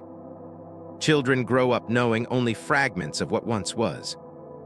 Over time, the idea of a unified land mass may feel mythical rather than historical. What was once lived experience becomes legend, then fades entirely. This process does not require catastrophe. It requires only enough disruption to prevent continuity. Civilization, if defined as a sustained system of shared knowledge and coordination, depends on continuity. When continuity breaks, civilization fragments even if intelligence remains. It is important to note that this fragmentation does not imply a sudden end. Life goes on. People continue to think, learn, and adapt. But the scale at which coordination occurs shrinks. What was once global becomes regional. What was regional becomes local. What was shared becomes particular. From a geological perspective, this is unremarkable. The Earth has seen many such transitions. From a live perspective, it is transformative. It reshapes how beings relate to one another and to the world they inhabit. As oceans widen and continents drift farther apart, isolation deepens, evolutionary divergence accelerates. Not just biologically, but culturally. Practices that work in one environment fail in another. Over time, even the possibility of reconnection diminishes. The distances become too great. The knowledge required to cross them is lost or never developed. What remains are pockets of adaptation, each tuned to its local conditions, each carrying a fragment of what once was a larger system. From the outside, millions of years later, this looks like ordinary turnover. Species appear and disappear. Ecosystems shift. Continents separate. There is no obvious marker of a civilization that lived through the transition. This is perhaps the most unsettling aspect of slow planetary change. It does not erase intelligence. It erases memory. It does not destroy life outright. It dissolves context. Without context, achievements become meaningless, indistinguishable from background noise. Living through a world that is slowly tearing in two would teach a harsh lesson. Not that everything ends suddenly, but that endings can be stretched so thin they become invisible. That survival does not guarantee remembrance. That intelligence, no matter how refined, remains embedded in the conditions that support it. Movement did not begin as a response to crisis. Long before the planet started to pull itself apart in earnest, life on Pangea was already in motion. Animals followed seasons. Plants spread where conditions allowed. Rivers carried nutrients, seeds, and organisms across great distances. Travel in this sense was not an emergency measure. It was the default state of a living world. What changed during the slow breakup of the supercontinent was not the existence of movement, but its meaning. As the land began to fracture, migration stopped being merely cyclical or opportunistic and started becoming directional. Not overnight, and not in a way that anyone could clearly label at the time, but gradually, as familiar paths grew unreliable and formally stable regions demanded more effort to sustain life. For any intelligent beings living through this era, movement would increasingly carry weight. It would shape survival, memory, and identity in ways that had never been necessary before. At first, migrations would look ordinary. A group shifts its seasonal range slightly farther than usual. Another chooses to remain longer near a river that now flows more consistently. Small decisions made for practical reasons accumulate. Over generations, these choices produce new patterns. Areas once lightly occupied become hubs. Other regions thin out. The land itself begins to feel uneven. Not because it changed suddenly, but because its reliability did. As rift zones widened and shallow seas crept inland, some traditional overland routes would become marshy, then impossible. Lands that once connected distant regions turn into barriers rather than corridors. Travelers are forced to detour, extending journeys and increasing risk. Information which once flowed steadily through repeated contact begins to lag. News arrives late, incomplete, or not at all. For societies that rely on shared knowledge, this lag matters. Environmental warnings arrive too late to be useful. Techniques developed elsewhere fail to spread. Adaptation becomes localized. Intelligence which thrives on exchange begins to operate in smaller circles. Migration under these conditions is no longer just about following resources.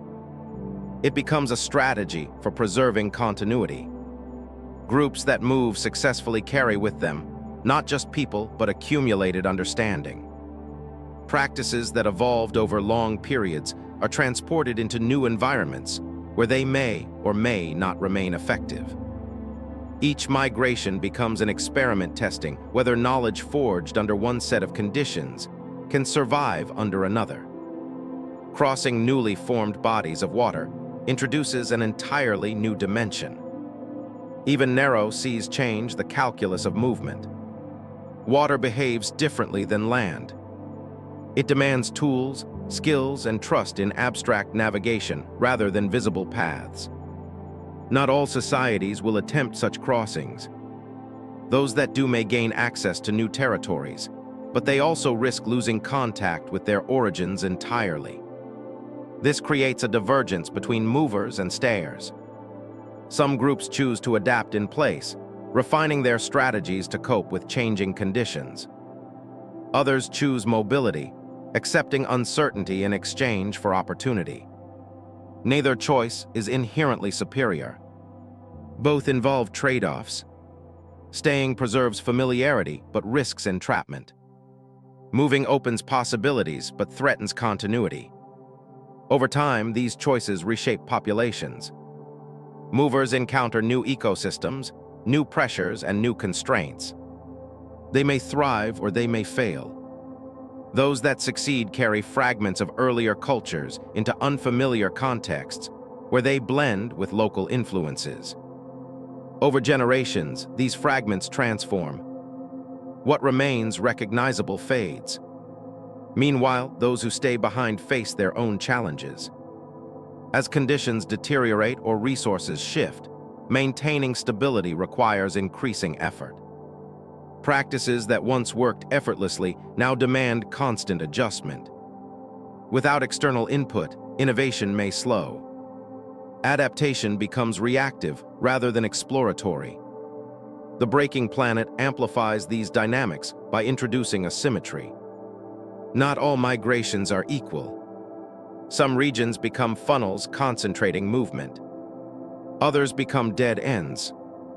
geography begins to dictate fate more strongly.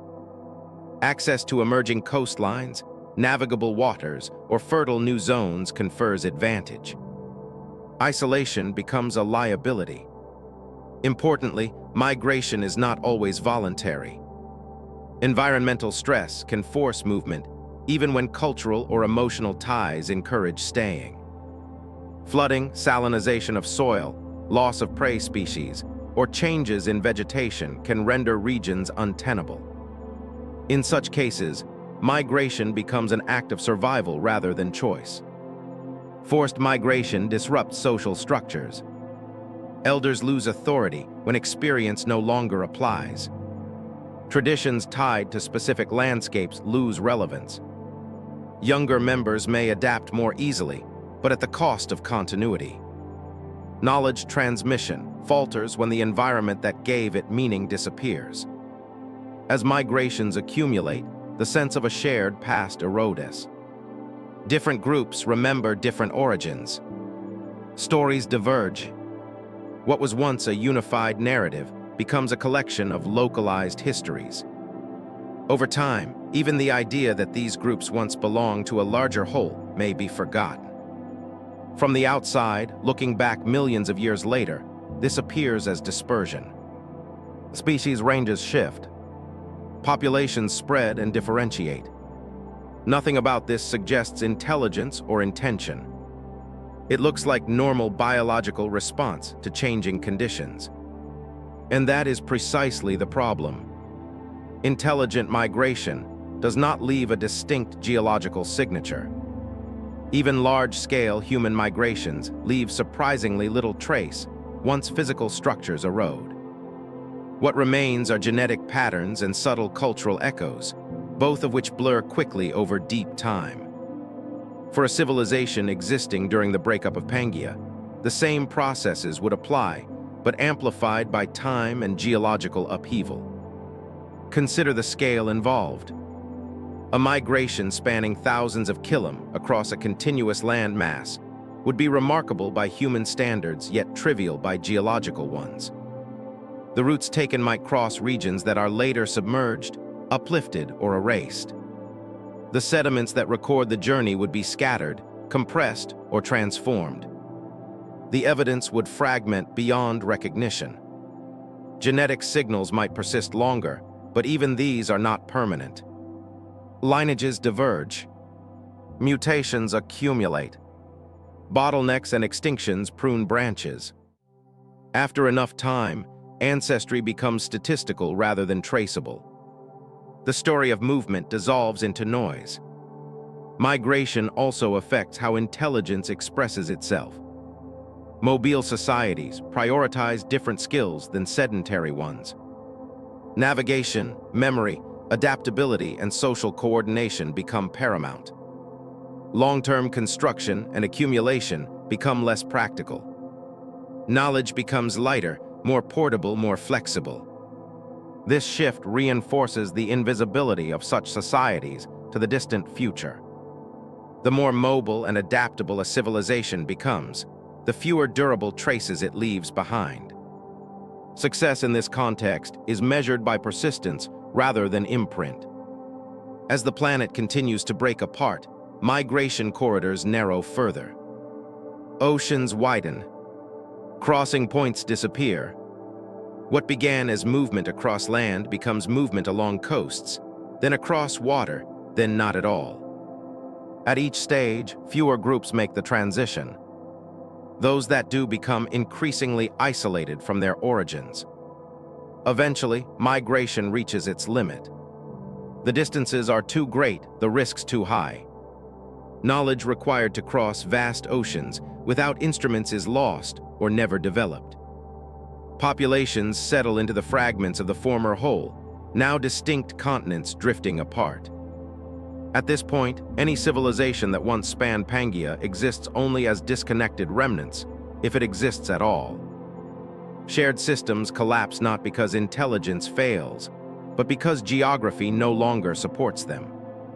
What remains are local adaptations, each shaped by new conditions, each unaware of the broader history that once connected them. This outcome challenges the assumption that migration always spreads civilization. Under certain conditions, migration preserves intelligence in the short term, but erodes it at scale. Without sustained connectivity, complex systems fragment over time. And complexity simplifies not because it is inferior, but because it cannot be maintained. The first migrations across a breaking planet would therefore be both a testament to adaptability and a prelude to loss. They allow life to survive change, but they also mark the beginning of divergence that makes reunification impossible. The planet does not forbid intelligence. It simply refuses to hold still long enough for it to remain unified. What survives when the land itself refuses to stay in one piece is not stone, not structures, and not even people, but patterns of understanding carried for as long as they can be carried. Knowledge does not exist on its own. It lives inside relationships, routines, habits, and shared expectations. When continents drift and connections weaken, knowledge is not erased all at once. It thins, stretches, and eventually breaks along the same fault lines as the world beneath it. In a unified landmass, knowledge has reached. It moves outward from its point of origin, carried by travelers, exchanged through cooperation, refined through comparison. A solution discovered in one place can migrate slowly across thousands of kilometers, adapted along the way, tested against different environments. Memory in this context is collective. No single group needs to remember everything, because the wider system holds redundancy. If something is forgotten in one region, it may still persist elsewhere and return through contact. Continental drift undermines this redundancy in ways that are almost invisible at first. Routes lengthen. Travel becomes seasonal rather than routine. Encounters become less frequent. Knowledge still moves, but more slowly and with more distortion. Each transfer becomes an opportunity for misunderstanding, simplification, or loss. Over generations, these small degradations accumulate. Memory behaves differently depending on how it is stored. Written records, if they exist, are fragile over deep time, but robust over shorter spans. Oral traditions are remarkably resilient when actively maintained, but vulnerable to interruption. Practices embedded in daily life persist as long as the conditions that make them useful remain in place. When environments change, those practices lose relevance and are abandoned, often without conscious decision. As continents separate, environments diverge, rainfall patterns shift, temperatures change, ecosystems reorganize, knowledge that once ensured survival may no longer apply. A hunting strategy effective in open plains becomes useless in dense coastal wetlands. Navigation methods suited to land routes fail at sea. Agricultural cycles tuned to one climate become liabilities in another. When knowledge stops working, it stops being taught. This is not because people become less intelligent, but because intelligence is selective. Time and attention are invested in what produces results. Practices that no longer yield benefits fade quickly, even if they were once central to cultural identity. Memory is practical before it is sentimental. This creates a paradox. The more rapidly the world changes, the less capacity a society has to preserve long-term memory. Adaptation crowds out remembrance. Innovation replaces tradition. Over time, the past becomes compressed into simplified narratives, stripped of technical detail. What remains is symbolic rather than functional. Culture follows the same trajectory. In a connected world, culture is layered. New elements accumulate atop older ones. Differences exist, but shared reference points remain. Under continental drift, culture fragments. Isolation accelerates divergence. Shared rituals evolve independently. Language shifts. Meanings drift. After enough time, mutual intelligibility disappears. This process does not require conflict. It arises naturally from separation. Even groups that begin with identical practices will diverge when exposed to different constraints. The drift is gradual but relentless. Cultural continuity requires contact, and contact becomes harder as oceans widen. Knowledge transmission also depends on trust. Information from distant sources must be evaluated.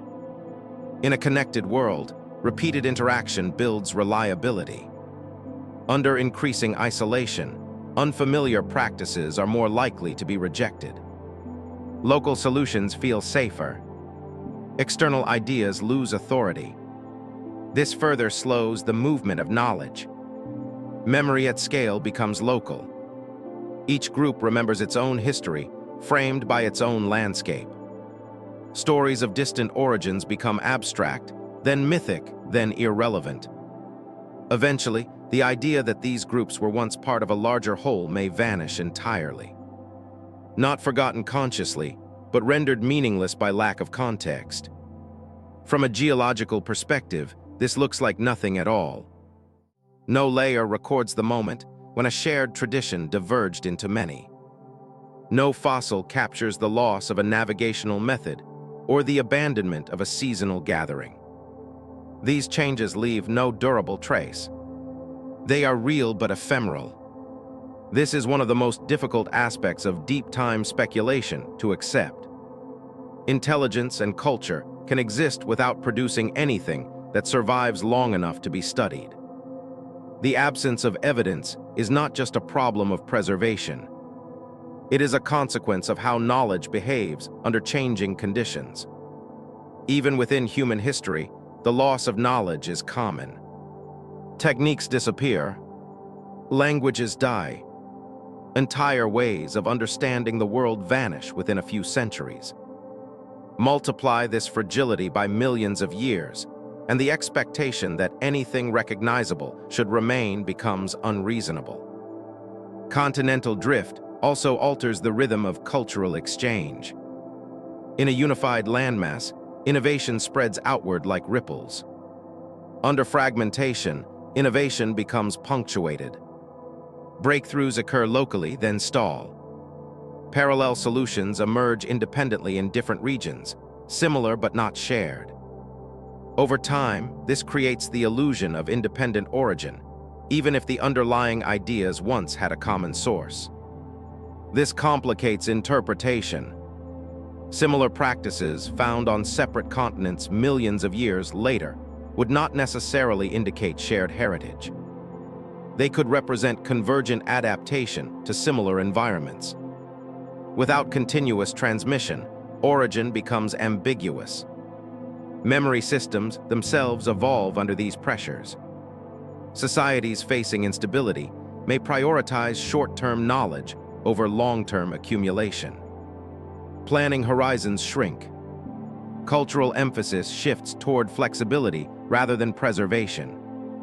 In such contexts, memory becomes dynamic rather than archival.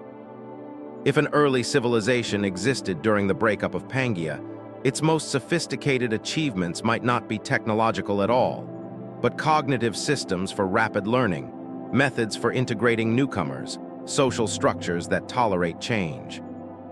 These achievements would leave no physical trace, yet they could determine survival. As isolation deepens, even these systems strain. Smaller populations carry less collective memory.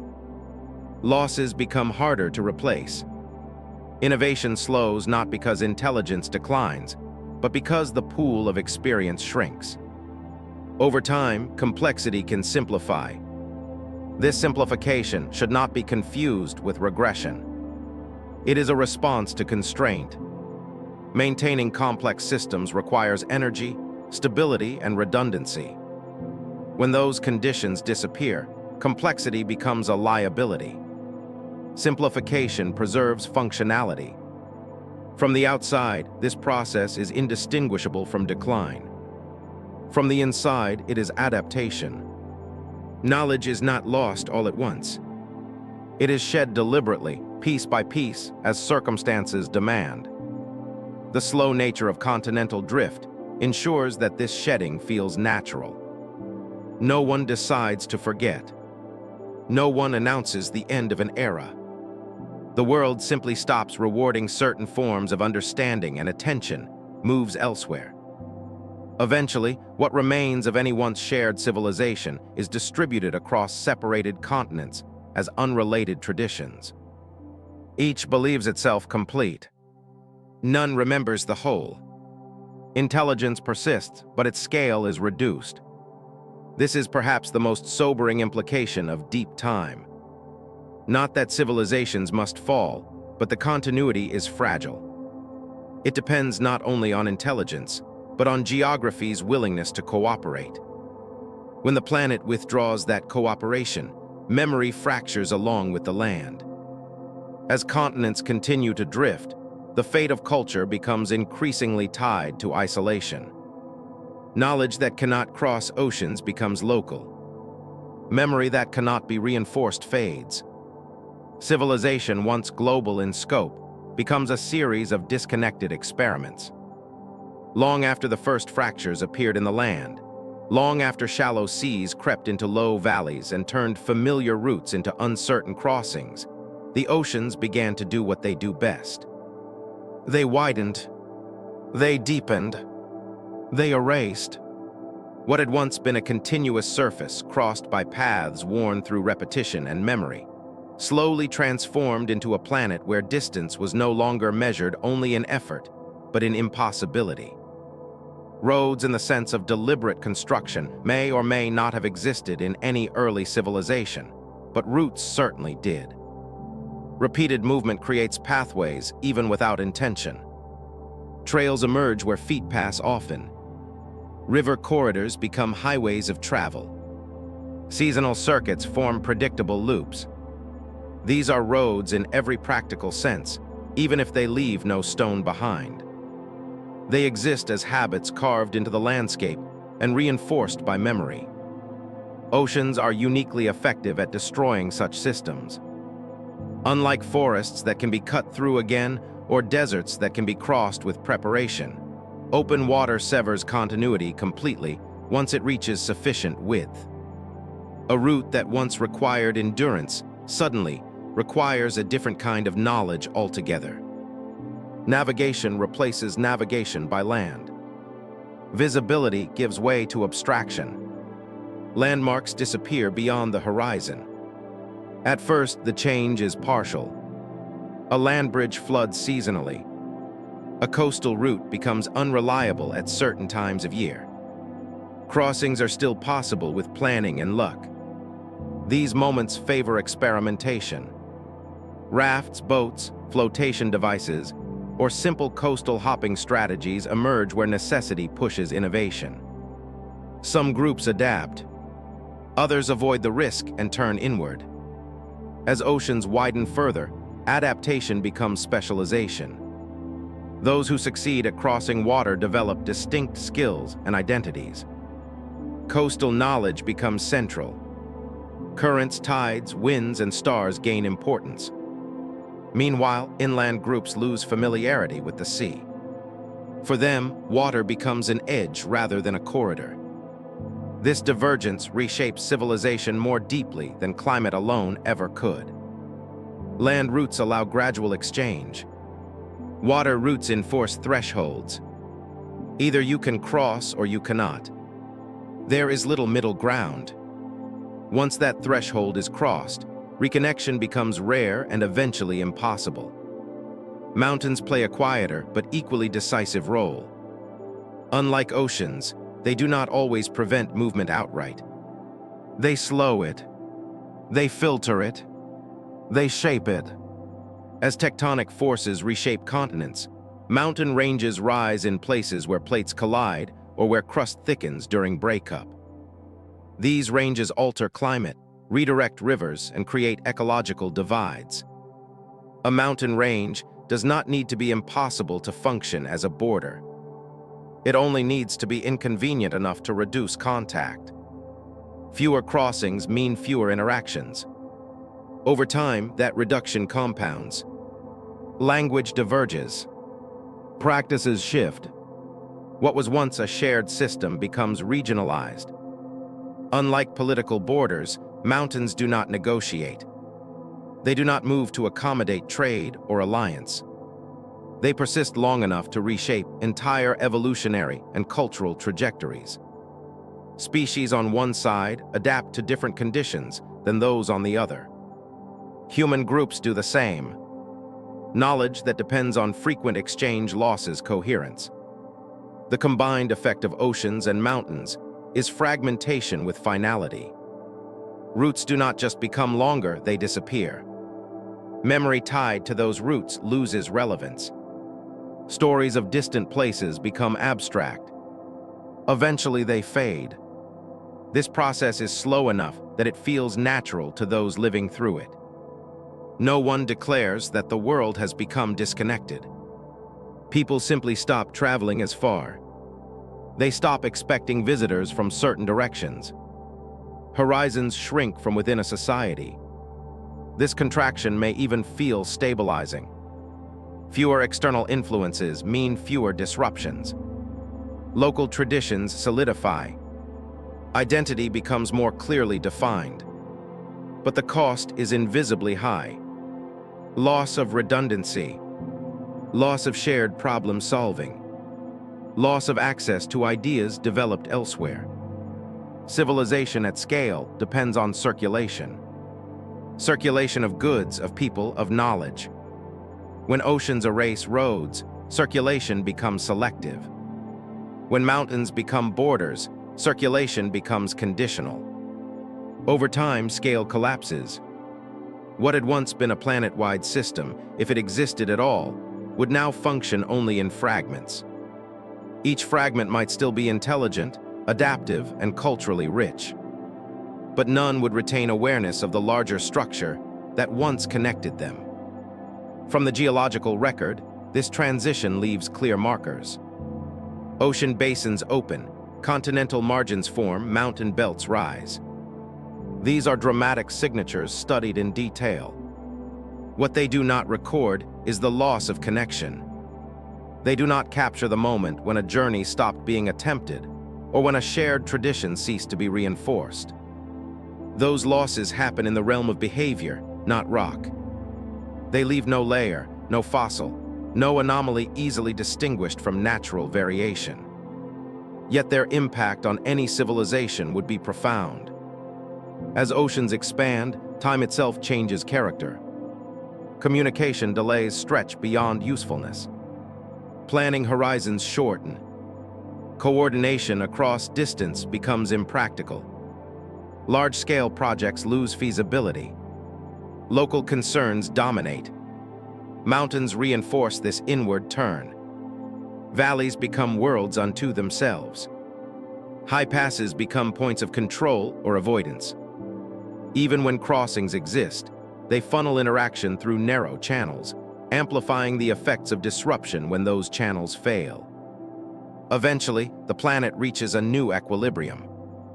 Continents are separate, oceans are wide, mountain ranges stabilize and erode slowly. Life adapts to the new configuration. From that point forward, reconnection is no longer part of the systems. Dynamics. The separation is complete. Any civilization that arose during the age of connection would now exist, if at all, as isolated descendants with no awareness of their shared origin. Their histories would begin locally. Their myths would explain separation without reference to unity. The idea that roads once spanned what is now ocean would sound implausible, even absurd. This is how erasure happens on a planetary scale. Not through destruction, but through replacement.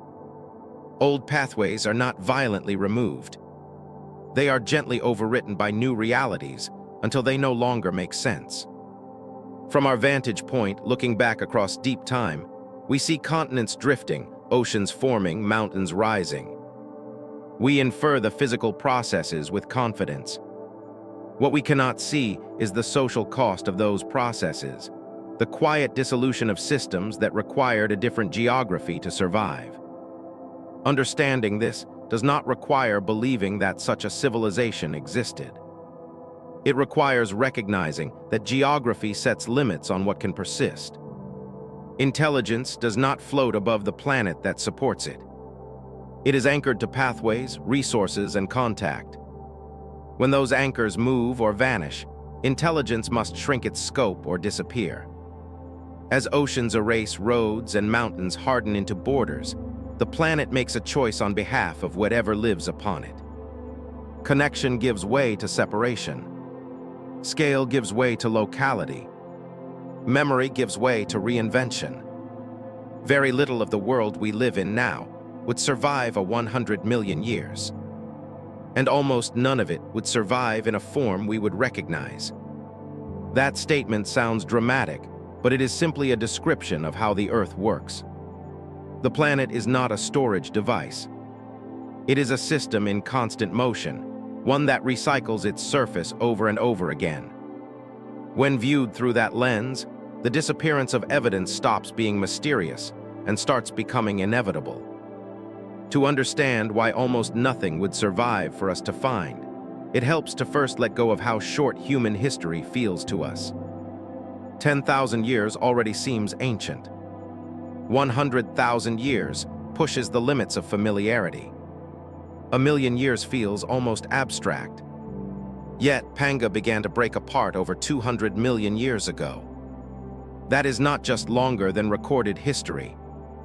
It is longer than the entire existence of our species, by several orders of magnitude. Over such spans, the rules change. The most important rule is that the Earth actively destroys its own surface. Continental crust is not immortal. It cracks, bends, erodes, subducts, melts, and reforms. Oceanic crust is even more temporary. None of the seafloor we see today is older than about 200 million years, because it is constantly being created at mid-ocean ridges and consumed at subduction zones. Anything that once existed on older ocean floors is simply gone. Even continental surfaces, which last longer, are not safe. Erosion alone is enough to erase almost any structure given enough time.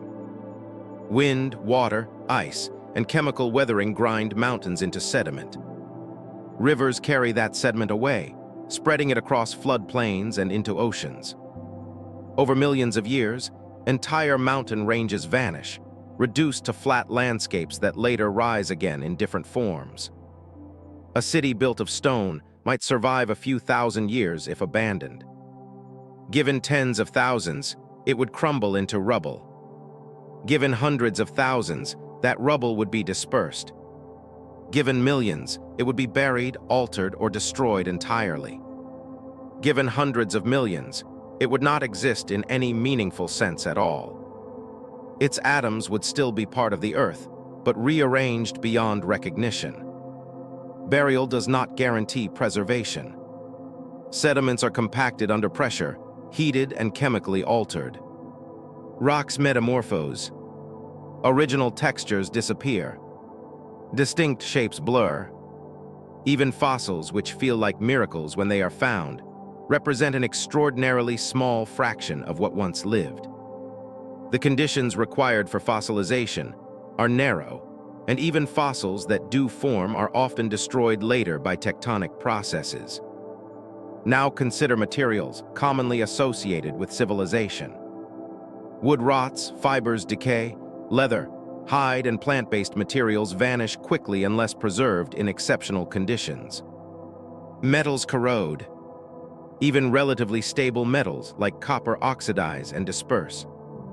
Iron rusts aggressively. Over deep time, metal artifacts break down into minerals indistinguishable from naturally occurring ones. Stone tools fare better, but only marginally. Stone survives, but context does not. A shaped tool is meaningful only if it can be distinguished from naturally fractured rock. Over millions of years, edges wear down. Surfaces are aerated. Pieces are transported, mixed, broken, and redeposited. Without context, intention becomes impossible to prove. Even if an artifact survived physically, recognizing it would be another challenge entirely. Archaeology relies on patterns, repeated shapes, associated materials, stratigraphic context. In deep time, those patterns are scrambled. Layers are folded, overturned, eroded, and reassembled. What was once a clear sequence becomes a geological puzzle, with most of the pieces missing. Fire, often cited as a key indicator of intelligence, also fails to leave clear long-term traces. Charcoal can persist, but it is common in the geological record due to natural wildfires. Differentiating intentional fire use from natural burning requires patterns that are consistent and contextual. Over hundreds of millions of years, those patterns dissolve into background noise. Agriculture, if it existed, would leave subtle ecological signatures rather than obvious ruins. Changes in pollen distribution, altered species composition, modified soils. Yet all of these can also result from natural climate change, tectonic uplift, or volcanic activity. Separating intentional influence from natural processes becomes increasingly speculative as time stretches. Large-scale environmental modification like deforestation or irrigation would likewise blur. Forests regrow, rivers change course, sediments redistribute. What looks like deliberate alteration on short time scales becomes indistinguishable from natural landscape evolution on long ones. Even something as striking as mining would not guarantee recognition. Mines collapse, tunnels fill with sediment, excavated material erodes and spreads. Chemical signatures disperse. Given enough time, a mine becomes just another irregularity in the rock record, easily attributed to natural variation. One might imagine that intelligence would leave behind something unmistakable, something too precise or too complex to be natural. But nature produces extraordinary complexity on its own. Crystals form perfect geometries. Biological processes create intricate structures. Geological formations can appear artificial at first glance. The standard for proving intentionality becomes extremely high, and rightly so. Another important factor is scale. A civilization that existed before the breakup of Pangea would not necessarily cover the entire supercontinent uniformly. Even human civilization today, with billions of people, occupies only a fraction of the planet intensively. Vast regions remain lightly touched. An earlier civilization, especially one adapted to stability and balance rather than expansion, might leave an even smaller footprint. That footprint would then be subjected to the most violent reshaping the planet has to offer. Continental breakup is not gentle over deep time. It involves massive volcanism, faulting, uplift, and subsidence. Regions are stretched thin, flooded, or buried under kiln of lava flows. The Central Atlantic magmatic province associated with Pangea's breakup covered millions of square kiln with basalt. Anything on the surface beneath those flows would be obliterated. Subduction zones add another layer of erasure. Entire sections of continental margin are dragged into the mantle where heat and pressure destroy all surface features. No artifact, no structure, no fossil survives that journey. It is not buried. It is unmade. Even areas that avoid subduction are not safe. Eostatic rebound lifts regions that were once buried, exposing them to erosion. Others sink and accumulate sediment, compressing and altering whatever lies beneath. Over time, the surface we see becomes a patchwork assembled from fragments of different ages, with enormous gaps between them. This means that preservation is not just unlikely. It is selective in ways that bias what we can ever know.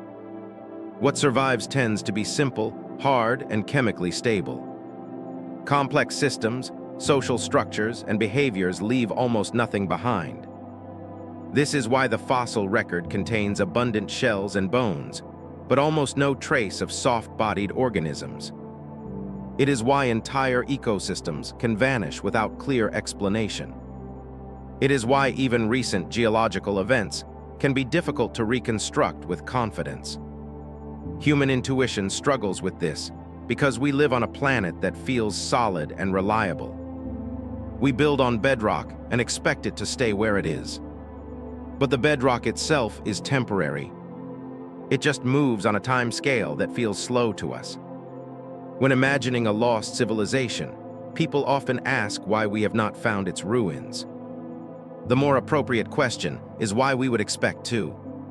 The conditions required to preserve recognizable ruins for hundreds of millions of years are so specific and so rare that expecting them becomes unreasonable. Even if such a civilization left behind something truly distinctive, the odds that it would survive every destructive process remain accessible and be correctly interpreted by a later species of vanishingly small. Each requirement multiplies the improbability. Interpretation is especially important. Finding something unusual is not the same as recognizing it as evidence of intelligence. Geology is full of oddities. Without clear context, unusual formations are explained through natural processes. Because natural processes are known to produce extraordinary variety. Science is cautious by necessity. It demands evidence that can withstand scrutiny. In deep time, evidence degrades faster than standards relax.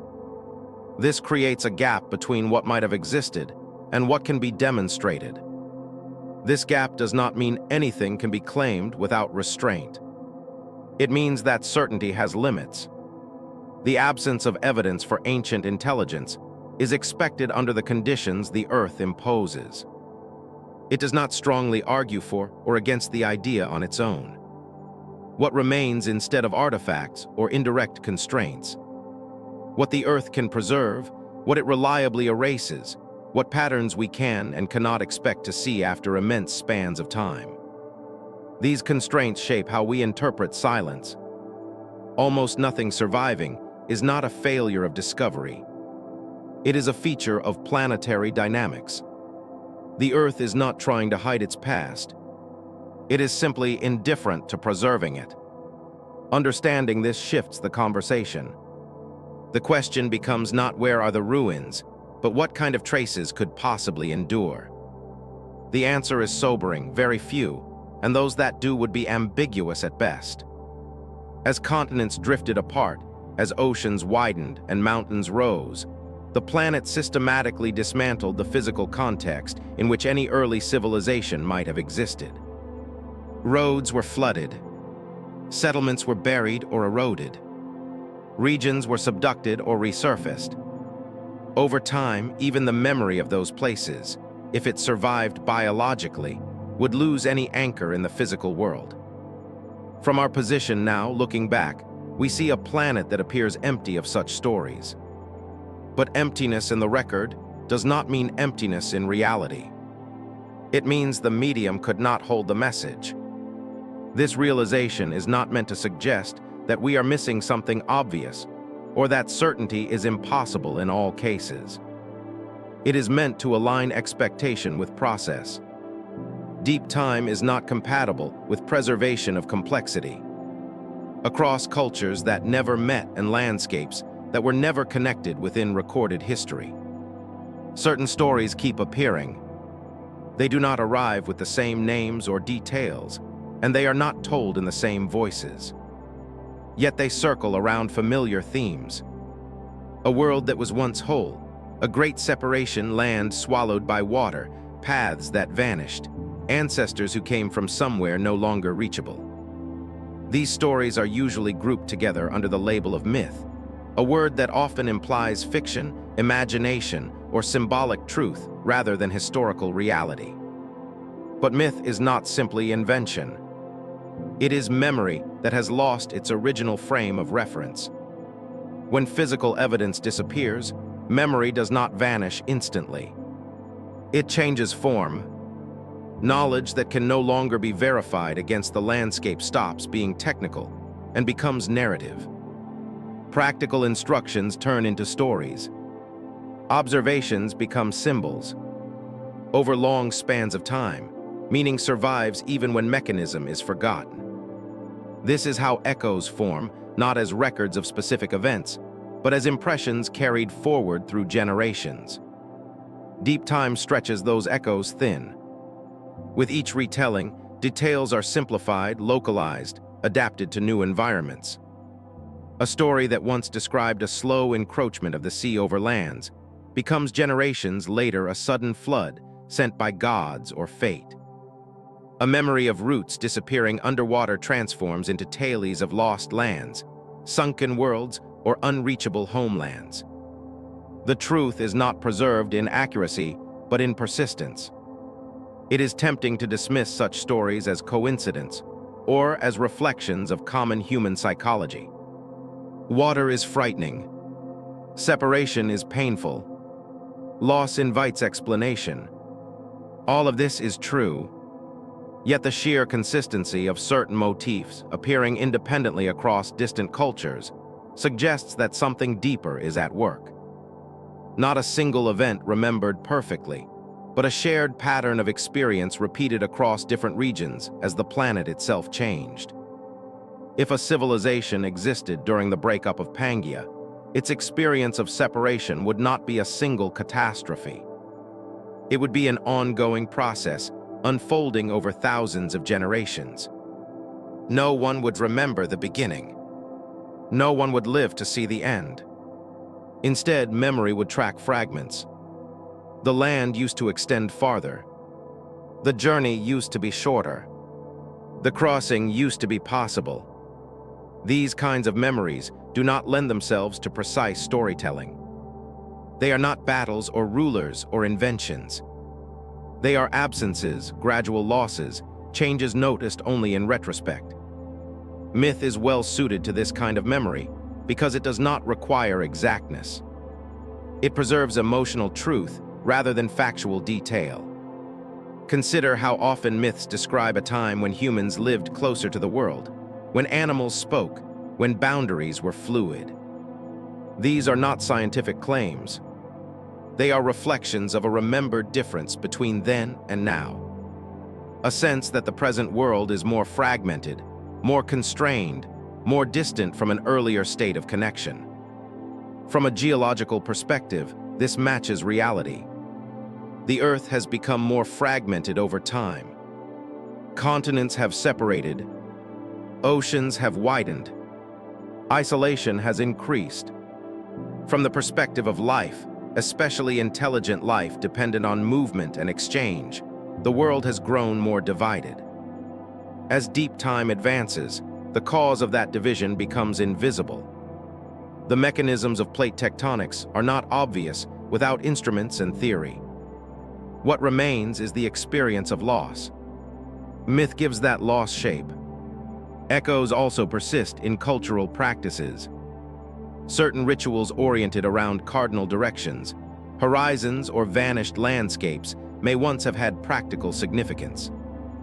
When the environment changes, those practices lose their original function but may persist symbolically. Over time, their purpose becomes obscure. Yet they are still performed because they feel necessary, meaningful, or inherited. Language itself carries shadows of earlier worlds. Words for places that no longer exist, terms that imply journeys no longer possible, metaphors rooted in landscapes that are absent from the speaker's environment.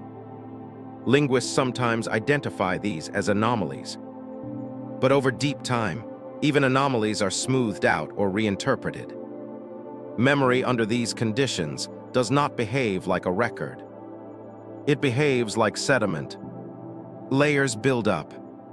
Older meanings are buried beneath newer interpretations. Pressure reshapes what remains. What surfaces later is altered, compressed, and incomplete. This is why myths cannot be read literally when searching for deep history. They are not archives. They are fossils of experience. Like biological fossils, they preserve shape without preserving function. They show that something existed, not exactly what it was. The long shadow of deep time ensures that even these echoes fade eventually. As continents drift farther apart and new civilizations arise independently, shared mythic structures diverge. Stories adapt to local conditions. Flood myths appear in river cultures. Lost land stories emerge in coastal societies. Separation is explained through different metaphors depending on environment. Yet even in this divergence, a common thread remains. The sense that the world was once different, that something was lost, that the present is not the beginning, but a continuation shaped by forces no longer visible. This sense does not require an ancient global civilization to exist. It arises naturally from living on a dynamic planet. However, if such a civilization did exist, its disappearance would amplify this effect. Knowledge of a connected world would fragment into regional memories. Each fragment would reinterpret loss through its own lens. Importantly, myth does not preserve hierarchy or technology well. It preserves relationships. Who belonged to whom? What was shared? What was taken away? This makes it particularly suited to remembering separation rather than construction. Modern humans often underestimate how long oral memory can persist. In some cases, indigenous oral traditions have been shown to preserve references to real geological events, such as volcanic eruptions or sea level rise across thousands of years. Not with precision, but with enough consistency to be recognizable when compared with physical evidence. Scale this persistence up across much longer times, and the memory becomes less precise, but not necessarily meaningless. It becomes archetypal rather than historical. A flood instead of a shoreline retreat. A great divide instead of a widening rift. A lost homeland instead of a receding continent. Skepticism is appropriate here. Not every myth encodes ancient truth. Human imagination is powerful, and narrative patterns recur for many reasons. But dismissing myth entirely as irrelevant to deep history ignores how humans transmit understanding in the absence of written records. If intelligence existed before the breakup of Pangea, and then fragmented, myth would be one of the few carriers capable of bridging such loss, even imperfectly. It would not tell us what happened in detail. It would tell us how it felt. The long shadow of deep time ensures that by the time later civilizations arise, these echoes are no longer recognizable as memory. They feel timeless, universal, detached from any specific past. That timelessness is misleading. It is the result of extreme age, not eternal origin. From our perspective now, myths appear alongside a geological record that is largely silent about intelligence before humans. The silence and the stories seem disconnected, but silence is expected and stories are resilient. They occupy different registers of memory. None of this proves that a first civilization existed. Proof requires evidence, and deep time erases most evidence. What this perspective offers instead is coherence. It explains why the idea of a lost past feels compelling across cultures, even when physical confirmation is absent.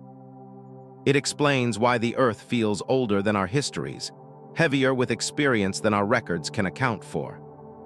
As the planet continued to reshape itself, the echoes of earlier connections would fade further. New civilizations would arise on separate continents, each believing itself unique, each constructing its own origin stories, unaware that the sense of loss embedded in those stories might not be purely symbolic. Deep time casts long shadows, not because it hides secrets deliberately, but because it stretches memory beyond its limits. What remains are outlines, impressions, a feeling that something once connected the world more closely than it does now. It is an uncomfortable thought, not because it is frightening, but because it unsettles something we rarely question. The idea that humanity might not be the first intelligence to organize itself at scale on this planet challenges the quiet assumption that our story begins at the beginning. We tend to see ourselves as pioneers standing at the edge of a blank past with nothing behind us but simple life slowly crawling forward until it finally reached us. Yet the Earth's history does not resemble a straight path. It looks more like a series of experiments, most of them ending quietly without ceremony and without leaving instructions for what comes next. If humanity is a second attempt or a later attempt, then we did not inherit a pristine world.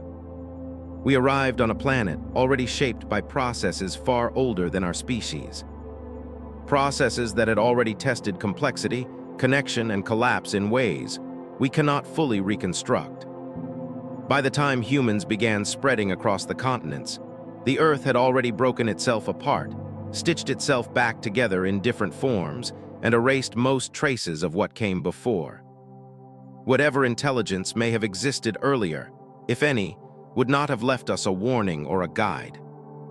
We would be learning everything again from scratch without knowing it. This lack of awareness is not a failure of perception. It is a consequence of scale. Humans evolved in a world where the continents were already separate, where oceans felt eternal, where mountains appeared fixed, and where the ground beneath our feet seems stable enough to build on indefinitely. Our sense of permanence is shaped by the stability of the wholing, a brief window of relative calm in an otherwise restless planetary history. Within that window, agriculture became viable. Settlements expanded. Writing emerged. Memory externalized itself into objects.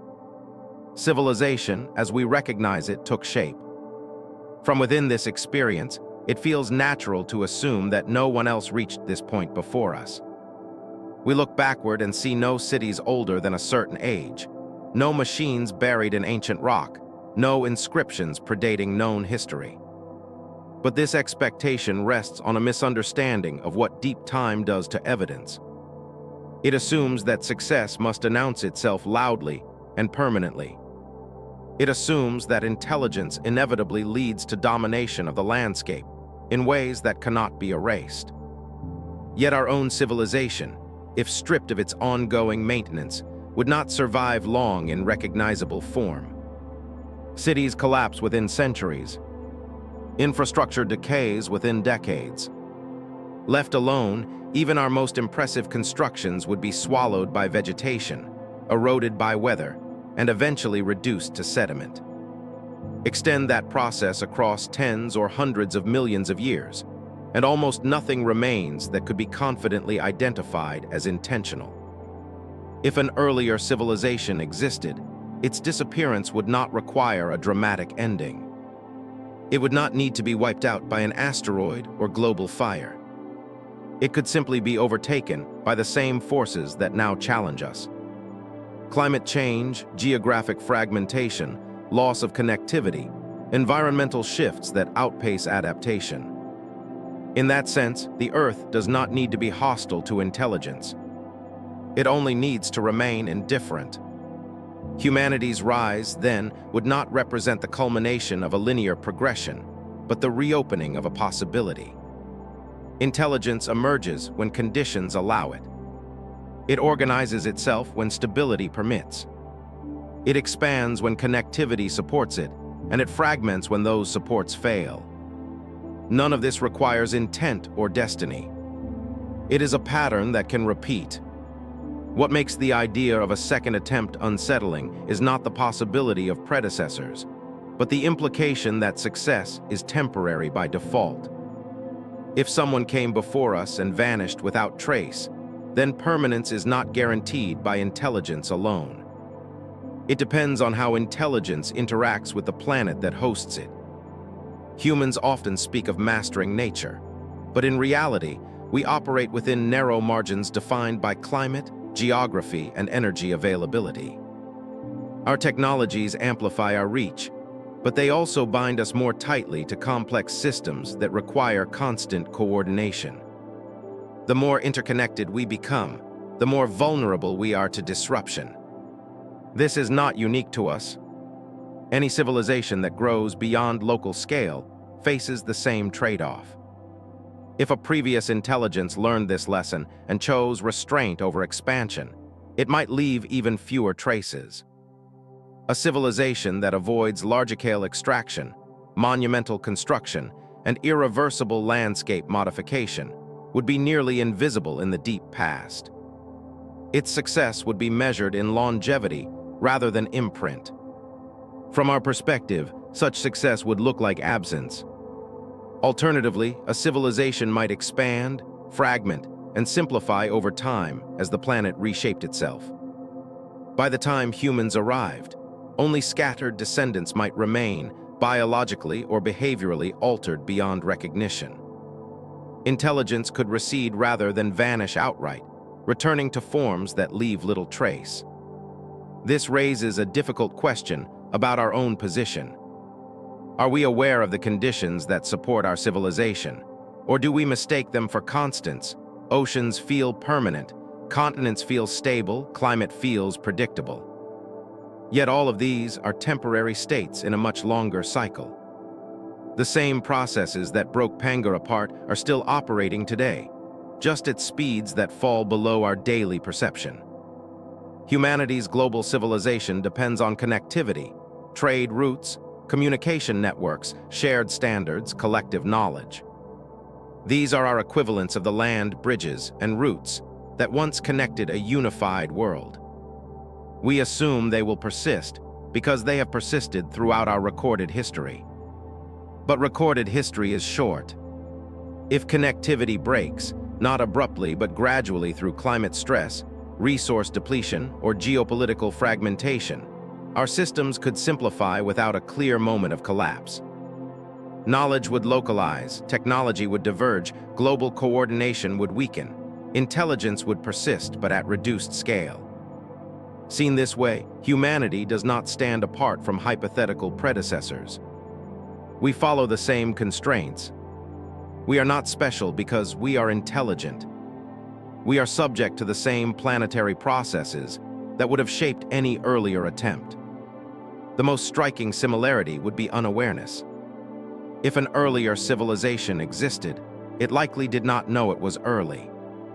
It would not see itself as a trial run. It would experience its world as complete, stable enough, and open-ended. Only in retrospect would its place in deep time become apparent. And retrospection requires survivors. Humanity, too, does not experience itself as temporary. We plan in decades, sometimes centuries, rarely longer. Our institutions struggle to account for time scales beyond immediate relevance. Yet the Earth operates on time scales that render our longest plans brief. The absence of inherited knowledge from a previous civilization would not be surprising. Even if such knowledge existed, it would require continuity to survive. Writing alone is insufficient without readers. Monuments alone are meaningless without context. Technologies alone decay without maintenance.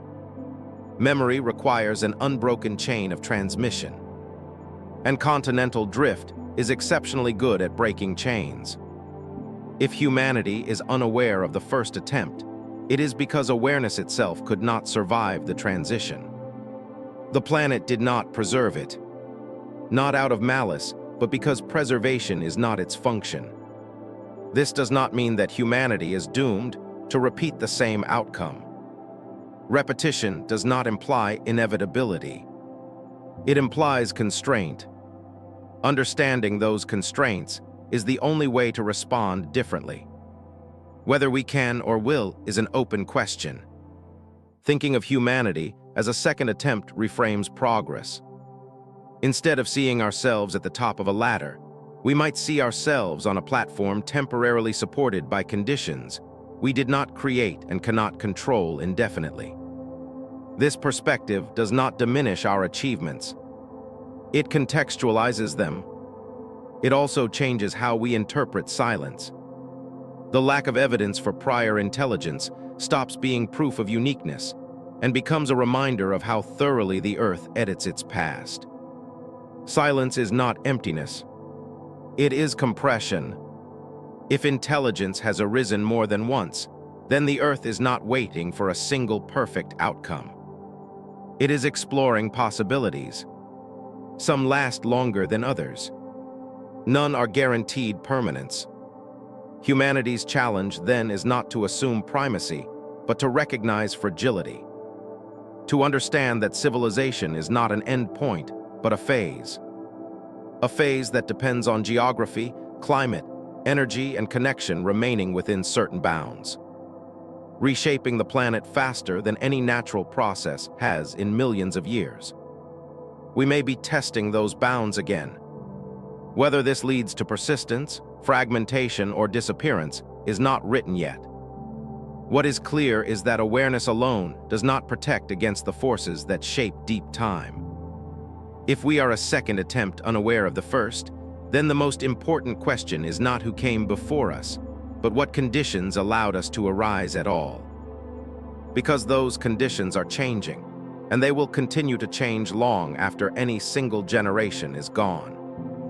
Beneath every landscape we recognize, there is another one folded away, compressed, altered, and largely inaccessible, yet not entirely gone.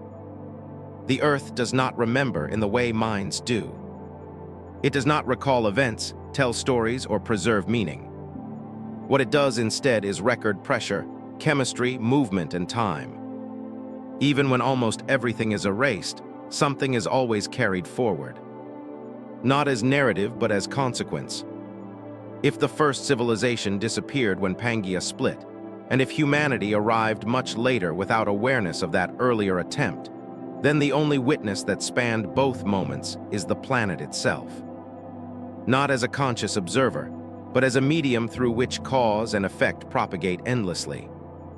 The Earth might not remember who lived, but it remembers that something lived. It remembers disturbance, adaptation, imbalance, and recovery. Those memories are subtle, encoded in places we rarely think to look. Consider how the Earth responds to life in general. Living systems do not simply occupy space. They alter it. They change atmospheric composition, soil structure, erosion rates, and biological relationships. Over long periods, these changes accumulate into planetary signatures. Oxygen in the atmosphere is one such memory, a lasting consequence of ancient biological activity that transformed the planet irrevocably. No organism intended to create an oxygen-rich atmosphere. Yet the Earth still carries that imprint billions of years later.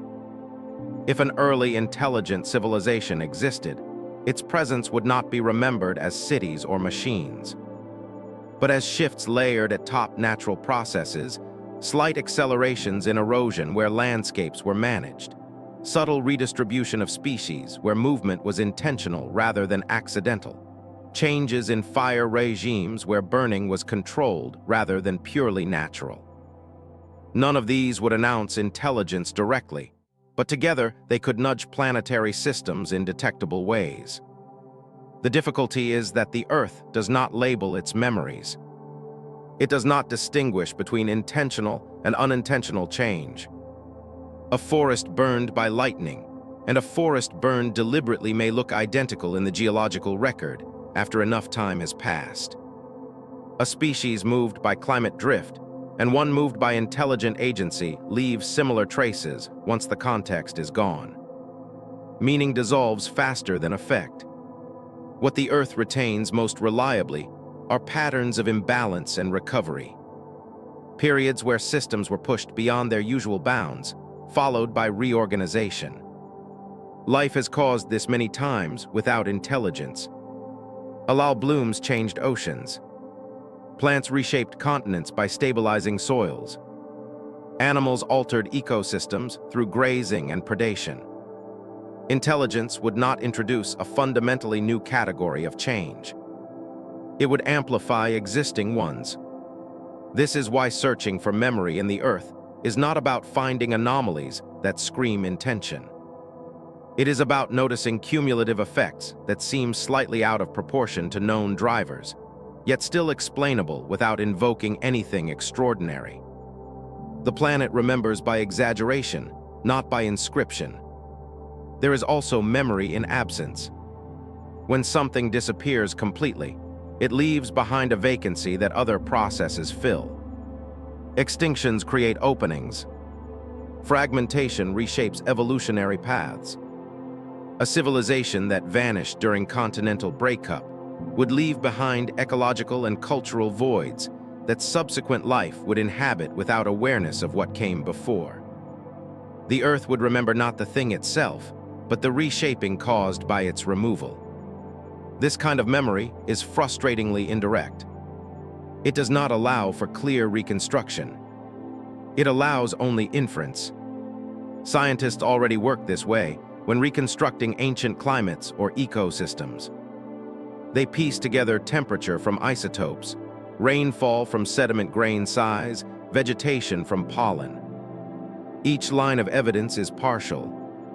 Together they form a picture that is always provisional. If intelligence once influenced those systems, its signal would be diluted among many others. Distinguishing it would require not certainty, but plausibility.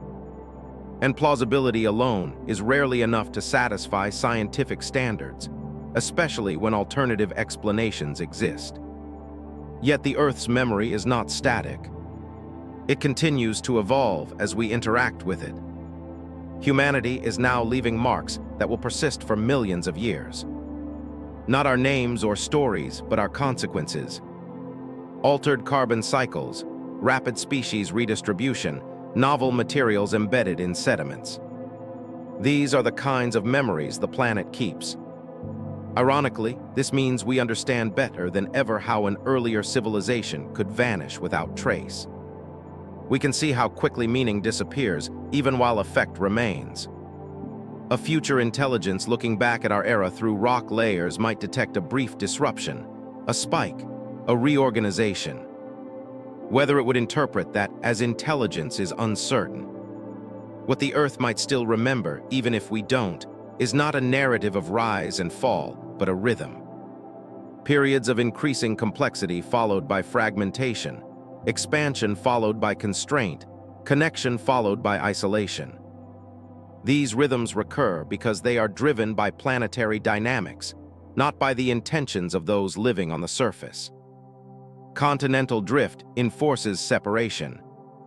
Climate oscillations enforce adaptation. Resource distribution enforces movement. These forces shape life regardless of intelligence. Intelligence does not escape them. It only responds within them. From this perspective, humanity is not unique in facing a forgetting planet. We are simply conscious of it in ways earlier intelligences may not have been. That awareness does not grant immunity. It grants responsibility and perhaps humility. The Earth will continue to remember in its own way, long after our records are gone. Long after languages vanish, long after cities erode, it will carry forward the consequences of what lived here, smoothing them, blending them, integrating them into whatever comes next. There is a quiet comfort in this, not because it promises preservation, but because it places us within a continuity that does not depend on being remembered. Life participates, it alters the system. The system responds. Nothing is truly wasted, even when nothing is retained in recognizable form. If there was a first civilization, its greatest legacy would not be a ruin waiting to be found. It would be the fact that the planet was capable of supporting such complexity at all. That possibility, once realized, does not vanish. It reappears when conditions allow. Humanity's existence is evidence of that capacity regardless of what came before. We are not proof of uniqueness. We are proof of recurrence. The Earth remembers recurrence. It remembers that complexity can arise, that connection can form, that fragmentation can undo it, and that given time the cycle can begin again. When we imagine the deep past, it is tempting to seek closure, to want a definitive answer about whether anyone came before us. But deep time does not offer closure. It offers continuity without narrative, memory without meaning, record without interpretation. What the Earth might still remember is not a story we can read. It is a pattern we are living inside of. Whether we recognize it or not, we are part of the same long experiment shaped by the same forces moving toward outcomes we cannot fully predict. The planet will not judge this attempt against the last. It will not compare successes or failures. It will simply continue carrying forward whatever effects remain, discarding whatever cannot persist. In that sense, the Earth does not forget us. It transforms us.